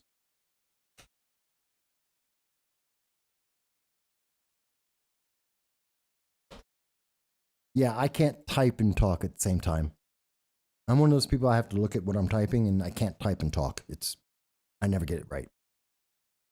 So, I mean, this is important. These are the consequences. There are more consequences than I'm even addressing. I mean, education is another big issue. Immigration is what happened? There we go. Okay. Immigration's a big issue. There are a bunch of issues that are huge. We need to address all of these things. That's why this election. And if you think I'm wrong, if you think that I'm just an evil Republican, then you need to vote. You absolutely need to vote. If you think you want to be a libertarian, you have to vote. You have to have your voice. We need desperately to have 8 out of 10 people voting in this election. Desperately. We need everybody who can vote, 8 out of 10 people to vote in this election, because there is so much that is on the line. And if we don't address it now, we are going to get towards a civil war. That I truly believe. Maybe you think I'm wrong. Maybe you think I'm wrong. I think this could lead to a civil war. I think we are actually in a civil war now. We are in a political civil war. It is essentially a cold civil war. We are already seeing the battle lines drawn. When Joe Biden speaks before the nation, bathed in red light, giving a Reichstag speech out of Philadelphia, demonizing anyone who has a different opinion than him, that is a civil war. That is the lines being drawn. Now, as a political civil war, as a political Cold War, it is a war of ideas, it is a war of messages, it is a war of laws. But it doesn't take a whole lot for that to change. And I think that if somehow Democrats turned around and won everything, if they started winning where no one has seen any evidence where they should be, we're seeing, even if New York State is considering going red, that they might actually elect a Republican governor. that we are seeing the New York State legislature look like it might get more, the Senate, the state Senate may go Republican, possibly the Assembly. If that's what we're seeing in New York State, the rest of the nation is red as hell. New York State's about as blue as you get. And if it's turning red in New York State, it is red as hell everywhere because these issues are affecting us. And if we don't see that, I think there could be a civil war. I truly do.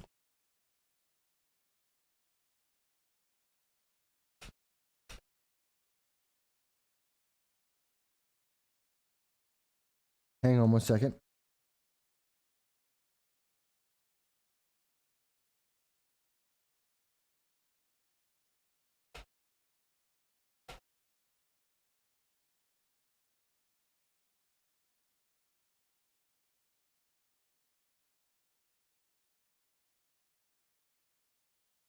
Now, we've already heard from Democrats that they think that the nation is getting closer to a civil war. And they're blaming, of course, Republicans on that. Everything's Republicans' fault. It's MAGA's fault. And quite honestly, MAGA is not a big deal. MAGA is not the problem. It never was the problem. In fact, matter of fact, going back to the article, where's that article? There it is. That I got from Dow. Here it is. You can even see it here from NBC News. It's MAGA Republicans that are threatening democracy. Meanwhile, it's New York State that apparently sent out a ballot that did not have, that was an invalid ballot, doesn't have any of the local elections on it. So that's one of the things. But think about it. They are looking at the lines and they are saying from NBC News that if you are a Republican, you're a MAGA Republican, that's the dividing line. If you ask questions, if you don't obey blindly, if you have any kind of a difference in opinion, well, then you're a MAGA Republican and you are therefore a domestic terrorist, that you're going to kill children. This is in the news. This is what the MSNBC host said, that if you dare to vote Republican, you're going to kill. This is fear-mongering propaganda at its most obvious.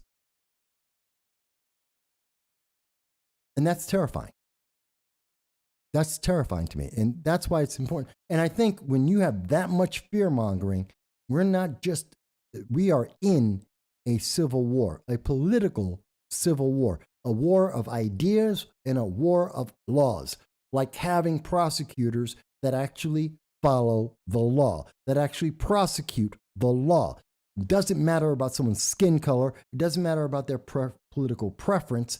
They are going to prosecute the law. Is that too much to ask for from a DA? To not focus on, from the AG and the FBI, to have them focus on crime and not parents who are involved with their kids in an election. This is what we are seeing coming from the Biden-Harris administration, from Democrats. This is what they support. This is what Josh Riley supports. This is what Francis Connolly in the New York 22, that's what he supports. That's what Donna Lopardo, the New York Assembly, 123rd District, that's what she supports.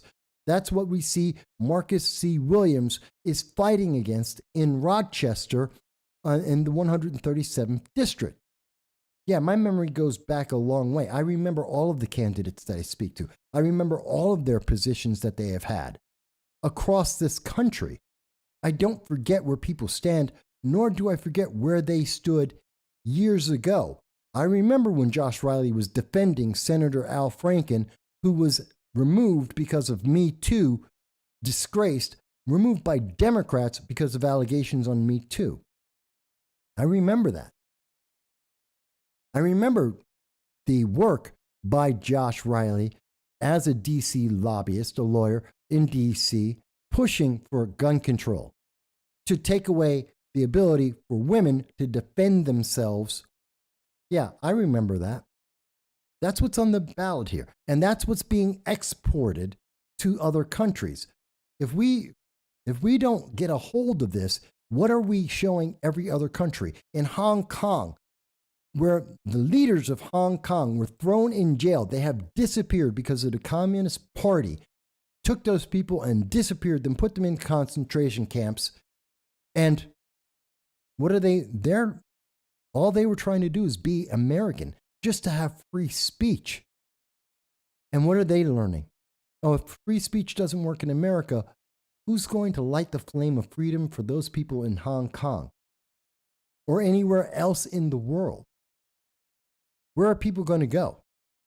If America is not free, there is nowhere else to go. There is no backdrop. And with all due respect to my friends in the United Kingdom and in the EU, they're not as free as in the United States. In Canada, you're not as free as the United States, not by a long shot. There is no such thing as free speech in the United Kingdom or in Canada. There is no right to bear arms in any other nation. You don't have these rights. Ask people in Australia, ask people in New Zealand. I know there are some who watch this program there. Ask them in Canada.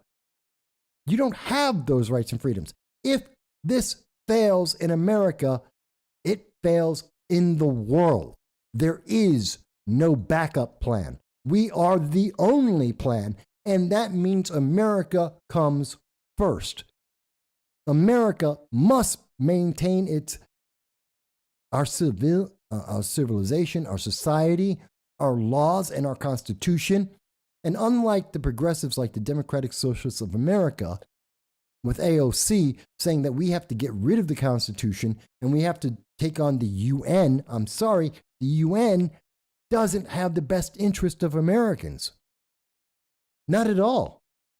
I don't want the UN human rights. I have my rights guaranteed by birth, and the Constitution confirms that. It doesn't give me the rights, it confirms them. I don't need rights from the UN. I already have them. But if we do not maintain America, if we don't take an America first attitude, if we're not nationalist and patriotic, then guess what? All that goes away, and there is nowhere else as a backup. There is nothing else to have. So if nothing else, call it selfish, but self-preservation says, I want America to be as free as possible. I want the Constitution to be enforced as much as possible. I believe in the amendments. And that means that we need to be focused on America first, and we have to have strength in our leadership, and our leaders have to consider the consequences of their actions and not try to emotionally manipulate us and tell us, just obey. That doesn't work. Some people find that to be incendiary. I have so many Republicans that tell me, Mike, I really like some of the things you say, but you're just so passionate. You're so radical. It's not radical to say that I believe in the First Amendment. It's not radical to say that I believe in the Second Amendment or the right to privacy, due process, that I want a good economy, that I believe in capitalism. That's not radical. And I'm old enough. I'm 54, about to be 55. I'm old enough to know that for well over 2/3 of my life, it's never been radical. It's only radical now. And the reason why it's radical today is because today they're trying to convince us to be socialists. Literally, the Democratic Socialists of America, it is a party. They want us to be like them. They want us to be progressive, which is antithetical to the Constitution. And if you think I'm wrong about that, remember that Joe Biden, the federal government at the moment, is focused on diversity and equity, which means you cannot have equality. What does the Constitution guarantee? Equality. You are equal in opportunity. That's what the Constitution guarantees, and equity flies in the face of that. You cannot have equity and have equality. Cannot coexist. Cannot. Progressives want equity, which means they will prioritize what you get, how you get it and how you get treated. The Constitution gives you equality of opportunity. Everyone starts at the same place. That's it. And the only thing the government should do about that is if there is an obvious and absolute disparity, to even that out, maybe a little. I don't even know if that's the right thing to do. And the Liberty First Foundation, my good friends, are fantastic. We talk about this every Friday at 9 p.m. This week we did it on Thursday. But we talk about the Constitution and fighting for our Constitution. I love the Liberty First Foundation. Absolutely happy to have everyone support them as well. Just like I say, support John Cordisco. We're small channels. We're small groups. But by sticking together, we are bigger. We have a bigger voice. I guarantee you that you are not alone. If you agree with anything I've said over the last 3.5 hours, you are not alone. There are people in 100 countries that watch this program, believe it or not, that watch this channel, No Soundbites Allowed. We have had that for most of the 17 years that I've been doing political commentary. People are paying attention. Just not everyone is talking. They don't always have anything to say. They don't always call in. They don't always leave a comment. A lot of people are afraid because they're going to be targeted. Well, guess what? That's why I'm here to take the heat. Because when they curse me out, when they call me racial epithets, that doesn't flinch. I have a thick skin. I don't care. Because I'm standing up for something that's far, far more important. And that's why we do that. And that's what happens on the Liberty First Foundation. That's what happens with John Cordisco. And that's why they want to keep us suppressed, why they are working with the Department of Homeland Security to suppress our voices, especially around elections, because they know. Think about this. The number of people who watch any one of the live streams, let alone any of the channels. We have had videos with hundreds, if not thousands. We have many, many videos with hundreds and thousands of views. We have live streams with hundreds of views. We have more than enough people to change an election. The number of people who are watching this live stream, either immediately live today or over the next couple of days when they see it after the live stream, that is more than enough people to change elections. The New York 22 election in 2020 was less than 100 votes. We can change that. You have the power. More people are paying attention than you think. And you are not alone. Not saying that you agree with me 100%, but I guarantee you, any agreement you have is not the only person. Let me go back to some of the comments here. Yes, John Cordisco is mentioning that it's absolutely terrifying that this guy this NBC News host or guest is a historian. And he's saying that just because of an election in 2022, that Republicans will go out and arrest and kill children. That's terrifying that he would say that. It's fear-mongering. And he's using the authority of being a historian and being on NBC News to give credibility to what the fear-mongering he's putting out there. It is terrifying, John. Agent Black says, I think they're trying to orchestrate a kinetic civil war. I don't think we're there yet. And he believes that the military would step in if it starts to happen. Military tribunals and bypassing the court system. That would be horrendous if that were to happen. I would hope that wouldn't happen. But I do think we're on that path. And I think this is part of it. And it's taking place today instead of in the middle of the streets.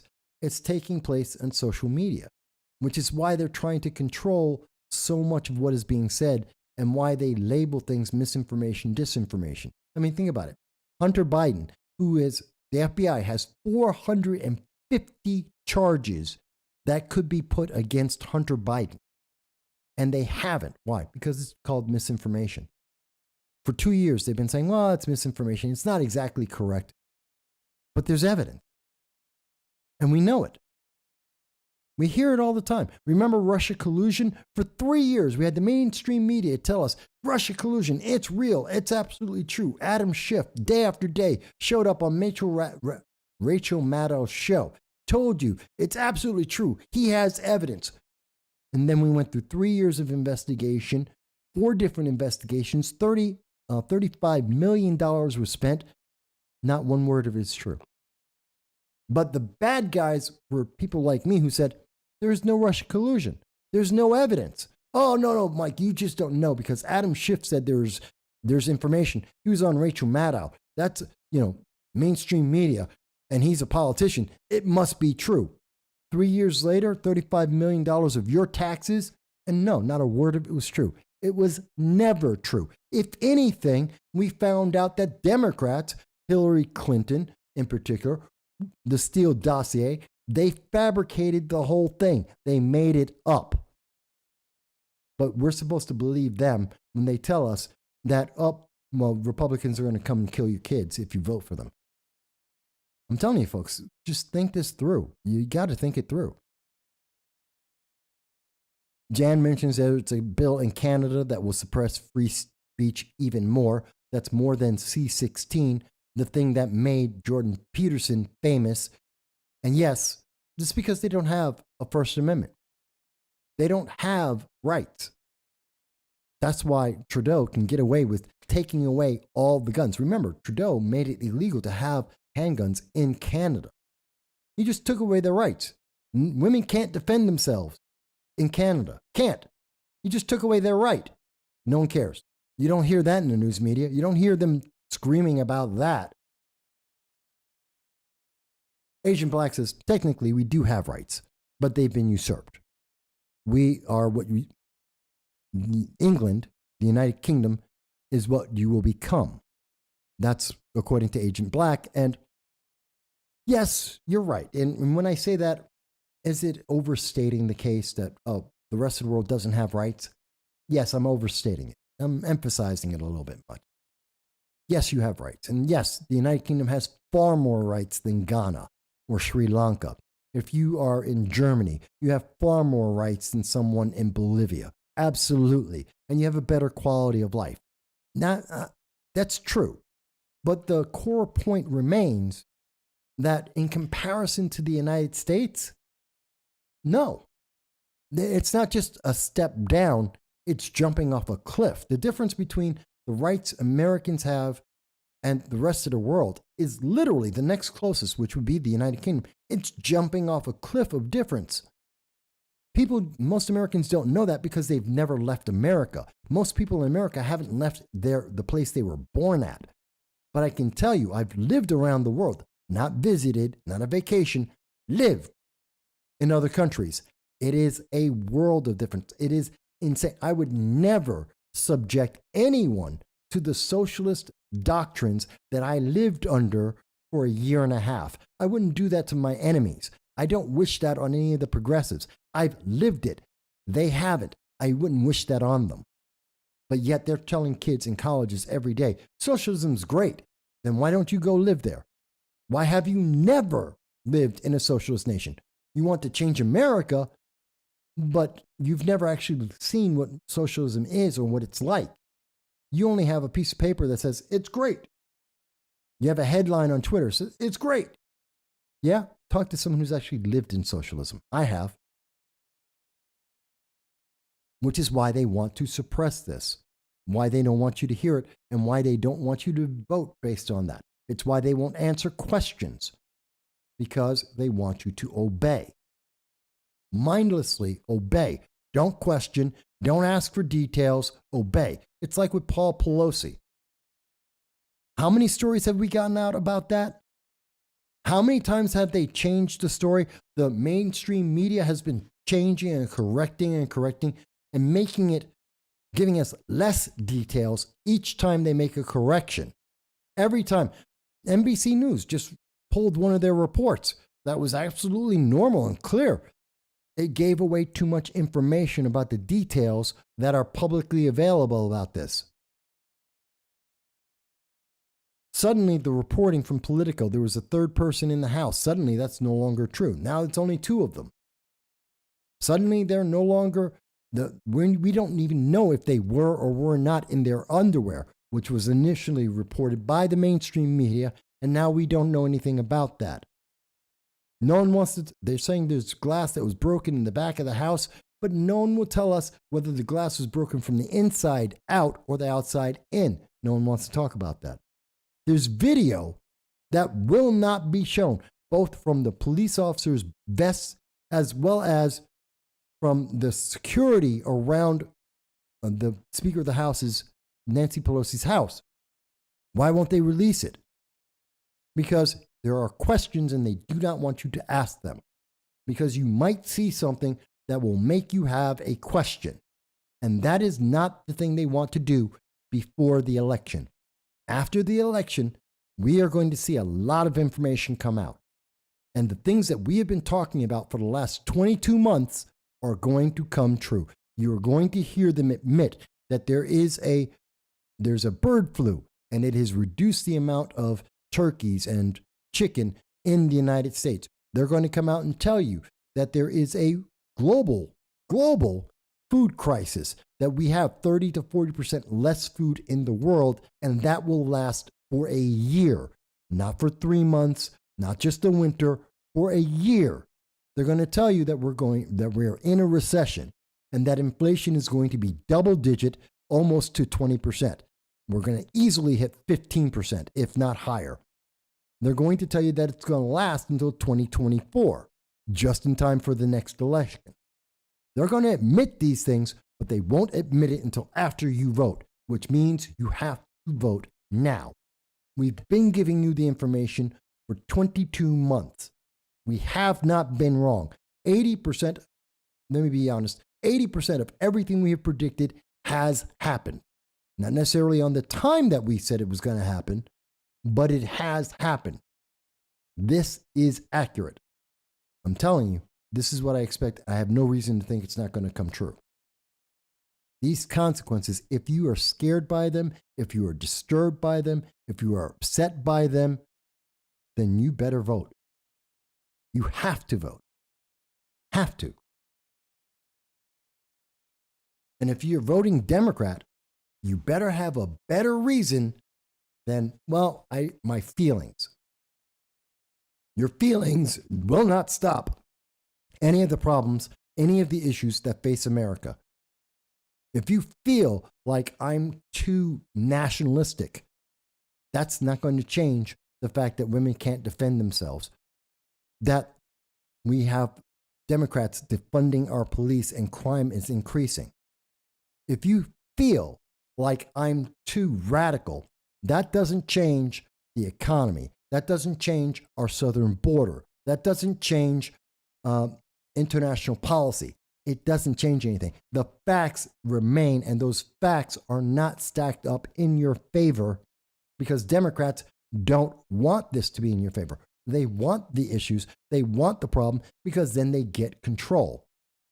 And the reason, the way I justify that, my conclusion on that is, if Democrats truly wanted to, if they thought that abortion was such a big deal, that it was so absolutely important, that every woman is somehow being denied their rights and their ability to live because they can't kill a baby and taking away that baby's right to live, if Democrats thought that that was so vital, they could pass it at any minute over the last 3 months. In fact, they could have passed that at any point or at multiple points over the last 50 years. Over the last 50 years, they could have passed abortion, made it legal in the United States at any point over the last 5 decades.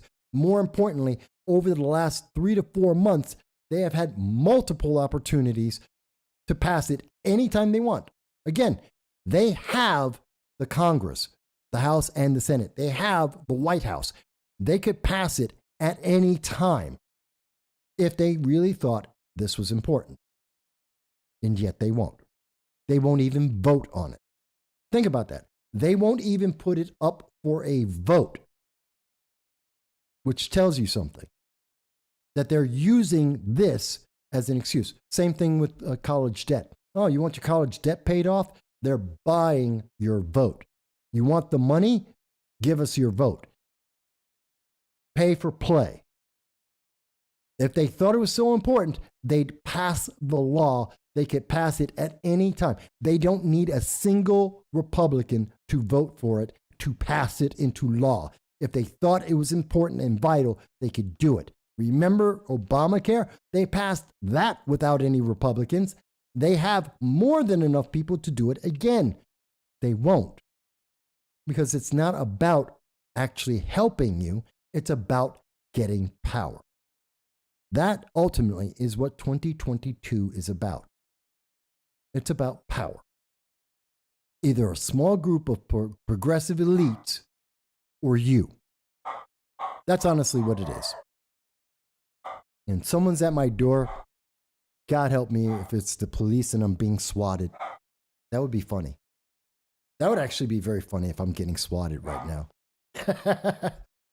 And if I am, they're going to have a hell of a time trying to get through my doors because they can't.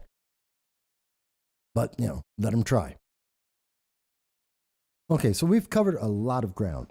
I've talked about international, I've talked about national, I've been talking about the consequences of elections and how it's going to affect other countries. And it's not like we have a lot of strong leaders in the world right now. Agent Black, I am sorry for you guys. Your Prime Minister, Rishi Sunak, he's horrible. I mean, he's better than Liz Truss, who couldn't make it, a month? She's abysmal. But Rishi Sunak is just as virtue signaling as she was. So we can't even lean on that. I mean, the good news is Italy has a conservative. Switzerland has a conservative. We see that Netanyahu is back in Israel. Notice around the world, everyone is looking and leaning towards a conservative government. They're leaning towards the right. And nation after nation after nation. Because we have gone through decades of falling, just going further and further left, and it has failed. In every country, in every nation, every city, every state, everywhere it has been done, it has gotten worse and worse. And we have people who have been pushing that along. Not just Democrats and the left, but also people like Rishi Sunak and Liz Truss, who have helped that along.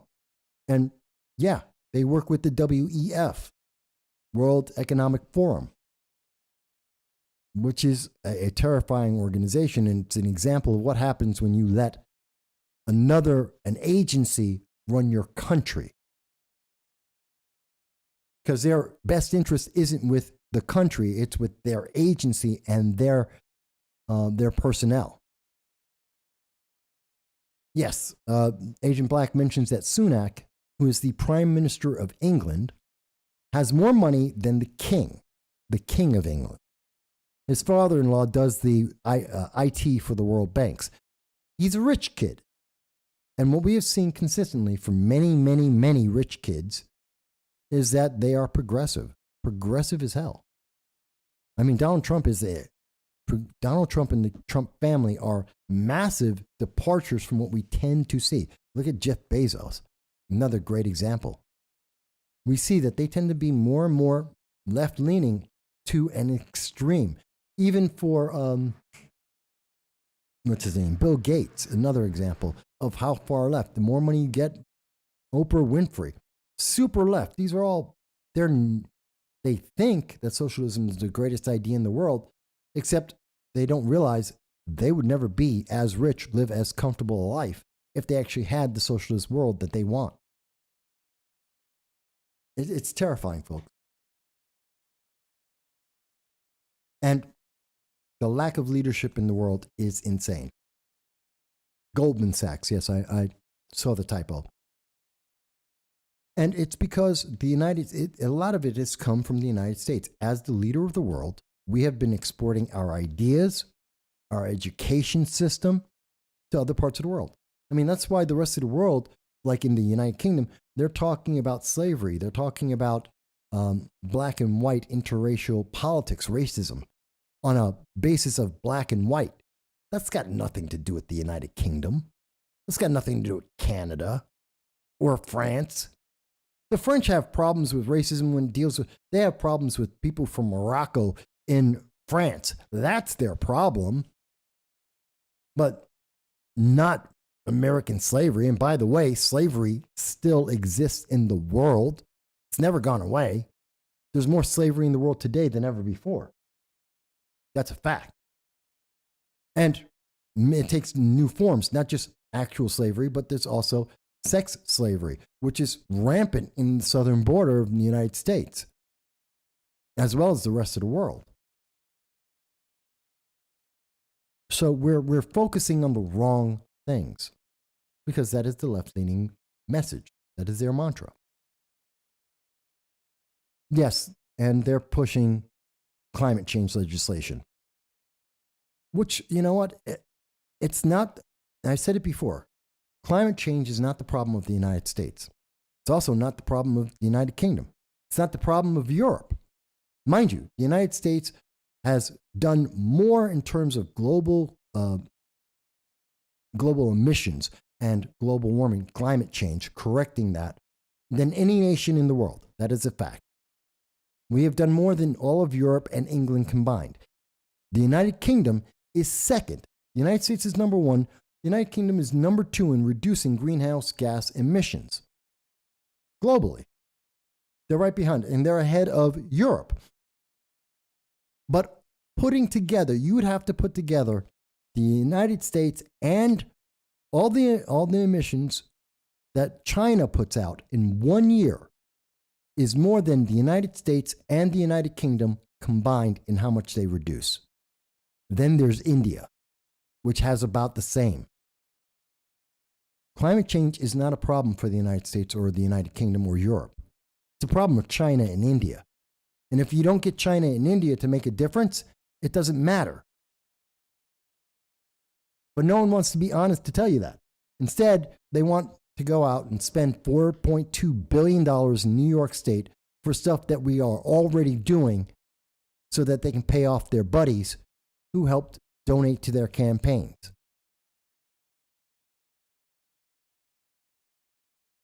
All right, so we got about 15 minutes left. Is there something that I have not been talking about? Is there something that I have missed? And by the way, if you can, again, I will say, please like, share, subscribe. If you found this educational, if you find the links that we provide, or the fact that we are actually linking to all the information we provide in the description, like, share, subscribe. If you find it educational, entertaining, please like, share, subscribe. It is critical. We're trying to get over that 1,000 subscriber mark. We can do that with your help.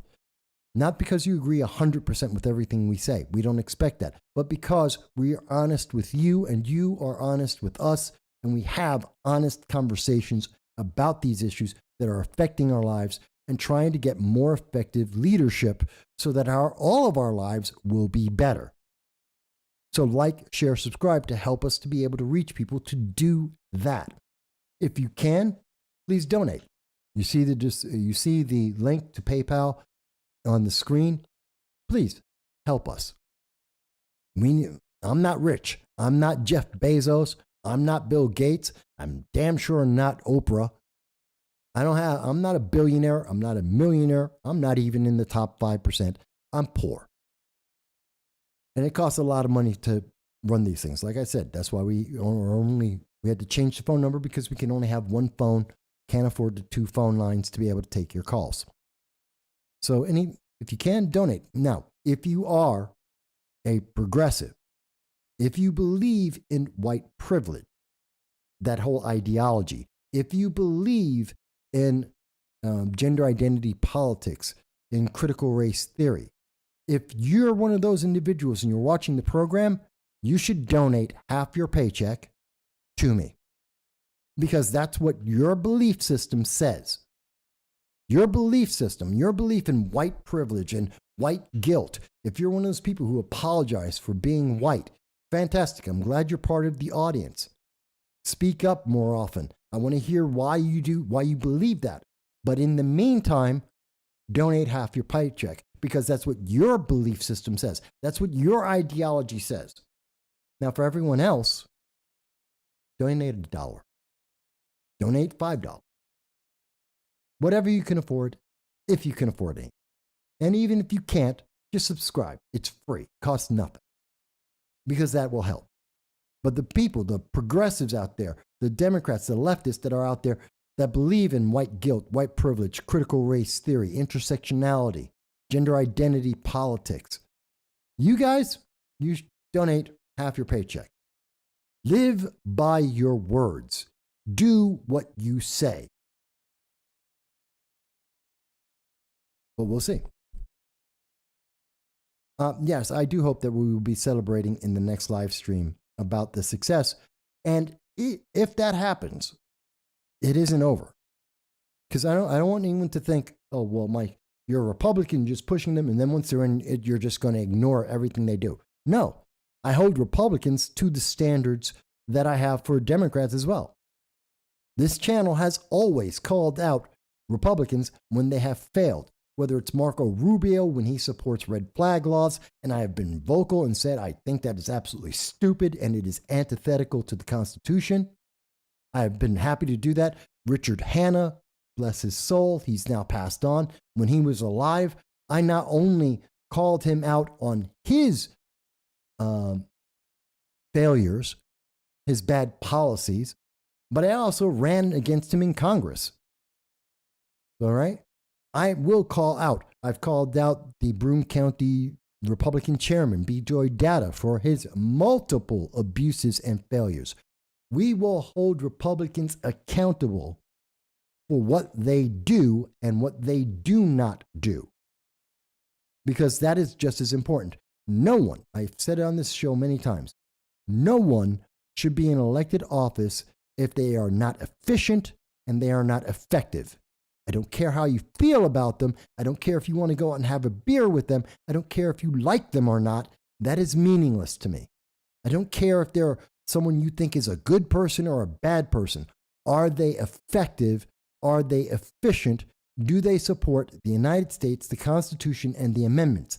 If they do, that's good. If they don't, we will call them out. I don't care if they're a libertarian, Green Party, conservative, Republican, Democrat, progressive. I could care less. My criteria is not their political party. It's the laws, the bills, the spending, the policies. That's what we talk about. And if Republicans are in charge and they fail at those things, we will come at them just as hard as we do every one of the progressives. And we always have. Now, bear with me 1 second, folks. Bear with me, because I want to play this before. There's one other thing I know you've heard it. Stop. Of course, we always try to thank those who have donated to the program, who have subscribed. We try to thank them every single time, because without you guys, we wouldn't be able to do what we do. So I want to make sure we have that, and let me play that. I know you've heard it before. What difference does it? You make the difference. When you watch, chat, tweets, your likes and shares, and your subscription, you make the difference. From across the world, you help us to keep the lights on and the stream alive. You are making the difference to fight the woke and the crazy legislation that we see before. We at No Soundbites Allowed, and I want to thank you for everything that you do in helping us reach our goal, and your likes, your tweets, your comments, and your subscriptions to the channel. We want to thank you from the bottom of our heart. And this is a special thank you to those who have donated to the channel and helped us in all of our efforts. We will strive to make this channel the best that we possibly can, because you deserve no less. Thank you.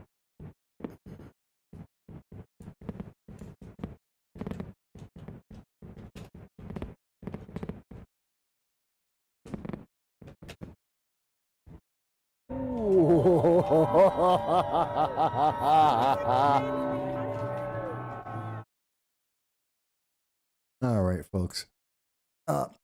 Thank you. And I want to say again, and by the way, that was a typo. That was for you, Dal. and I'll talk about that in 1 second. But we want to say again, thank you to everyone who has donated, whether it's $1 or $5 or $100. That list is growing, and it has been growing, and we appreciate everyone because we know how difficult it is. We're in the economy just like everyone else. We work just like everyone else. Well, I haven't worked since 2020, so I've lived on savings, but I understand. I know how difficult it is out there. So I appreciate every bit of help that anyone can possibly do to help us continue to bring you the quality of show that we do and the amount of show that we do. So we do appreciate that. And so that is one of the ways that we can say thank you. Now, I did want to go back to the food shortage. And Dow was mentioning that the bird flu is going to have an impact. It already has. I mean, look at the price of chicken that's around the nation. Look at chicken wings and how much they have increased. Now, obviously, it's down from the levels at the lockdown, but it is higher. But what we're seeing and what my sources are telling me right now, sources in the food industry, is that there's a scarcity of turkeys at this moment. And that the price on turkeys and chickens are going up. In part, one, because of the bird flu, where over 35 million birds have been destroyed. So there is a scarcity on that end, but also not just the bird flu, but the fact that there's less food. Here's something that a lot of people don't realize. There is a mandate in the United States for ethanol. You may recall that. Both Joe Biden and President Obama put forward and said, hey, there is a mandate for ethanol that we must have. So a portion, I don't know if it's like 5% or so, of the food that is made, the corn in the United States, is made specifically for ethanol, which is a problem all its own. Ethanol is absolutely obliterates the economy, the environment. It deoxygenates the Gulf of Mexico. Just look up the data. There's lots of data on that. And that comes straight from ethanol. It's killing our oceans. But they have mandated the amounts of ethanol that we must have in America. That is even during a global food shortage. They have never stopped that. So of the food, we have 30% less food in the world. Most of that food is, a good part of that food is coming from America. So we have 30% less food. And out of that remaining amount, you also have to take out the same amount that we always take out, and actually an increasing amount of food to go to ethanol. We're taking our food and we're using it for ethanol.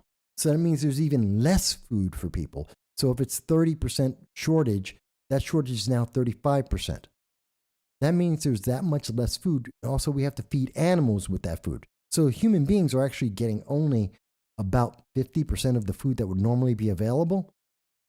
But there's less food for animals like chickens, like turkeys, like cows, sheep, lambs. They have less food too. So again, this is the entire chain that is being affected. And that chain is being affected not just for now, but for the next year. So those shortages are not going to be replaced. Meat's not going to become abundant in 3 months. Not going to happen. So that's why we have to take this into account. And when I say there's a food shortage, that's what I'm talking about. It affects everything. And so people haven't started looking. Wait until they do the numbers on how much more Thanksgiving is going to cost this year than any other year. And that's without taking into account the higher cost of gas and electricity and energy. Imagine what it's going to be. It's going to skyrocket. But that's their point. That's what they want to do. And it's terrifying to me. It's upsetting to me. It is inefficient, ineffective. It is not beneficial to the United States or anywhere in the world. Which is why we have been warning people. Now imagine, and people can check me on this, you can go back in the live streams going back to January and February. We have been consistently telling you that there was going to be a recession, inflation, and we told you that there was going to be a food shortage. And we have told you consistently in every single show, we have said besides saying that we need to get the Americans abandoned in Afghanistan back, we have been saying buy 10% extra food. Every time you go to the store, every time you're out there, buy canned goods, buy wheat, flour, rice, long-lasting foods, grains. Stock up on that. Stock up on canned foods. Buy 10% more than you normally buy, as much as you can financially afford to do so, and to stockpile that. We have been telling you that since January. The government could have told you that. These elected officials could have told you that. Instead, they told you, don't worry, it's okay. They told you it's not a problem. Well, guess what? It is a problem. In 2 weeks, they're going to be making announcements telling you how much of a problem it is, how expensive it is going to be. If you've been watching this program and you followed our advice, you have the food that you need for your family. I know some people who've watched this program, they have extra food for an entire extra year. They're a year ahead because they've been listening to some of the advice we've talked about in this program, because they've prepared. You need to, it's still not too late. It's more expensive now. It's going to cost you more money today to do it, but stock up. When you go to the store, don't panic buy 10% more. Because even if Republicans are in, that's not going to make this food shortage go away. The supply chain shortage is not going to be fixed overnight. We're not going to suddenly have our manufacturing hire the 5 million people we lost since 2000. It's not going to happen. You know, Obama really did a job on America when he decided that we were going to be a service economy with 1.5% GDP growth forever. He really stabbed at the economic heart of America when he did that. And Joe Biden's just following that same line. So you don't get to turn that around overnight. Republicans are not going to be able to change that starting January 2023 and have it all fixed by 2024. We can start the process, but it's not going to happen overnight, which means you have to be prepared. That you have to already start thinking ahead. Think of the consequences, all of the consequences, all the things that you can control, because your politicians absolutely aren't. Especially if they happen to be Democrats or progressives. They don't care. So you have to care, because they're not going to help you. Again, just like abortion, if they really wanted to help you, they would have told you what I have told you on this show. They would have warned you about inflation. They would have warned you about your investments because of the increasing interest rates. They would have told you about the food shortage and told you to buy extra food. They would have been warning you, and they would have a plan if they cared. But they don't. So let me finish up by saying I do hope in New York State, I hope that if you are a part of the Southern Tier in the New York 19th District, vote for Mark Molinaro. I think he's a decent man, definitely has a better plan than what we're seeing from Josh Riley. If you're in Broome County, I want you to vote. I hope you vote for my friend, who is Sophia Resinetti. She is running for the New York State Assembly. Donald Pardo has been there for 18 years. Home run after home run has failed under her watchful eye. She's become very powerful. She's the fourth most powerful woman in the New York State Assembly. Yet Donald Pardo hasn't helped the people. New York State, part of the reason why we have 34,000 less doctors and nurses is because Donald Pardo didn't step up for the people. She didn't say anything about the 16,000 people who were killed in nursing homes. She didn't say anything. I know Donna for a long time, 12 years. Then I've been doing interviews with Donna. Donna dropped the ball. Time to get someone else. That's what I believe.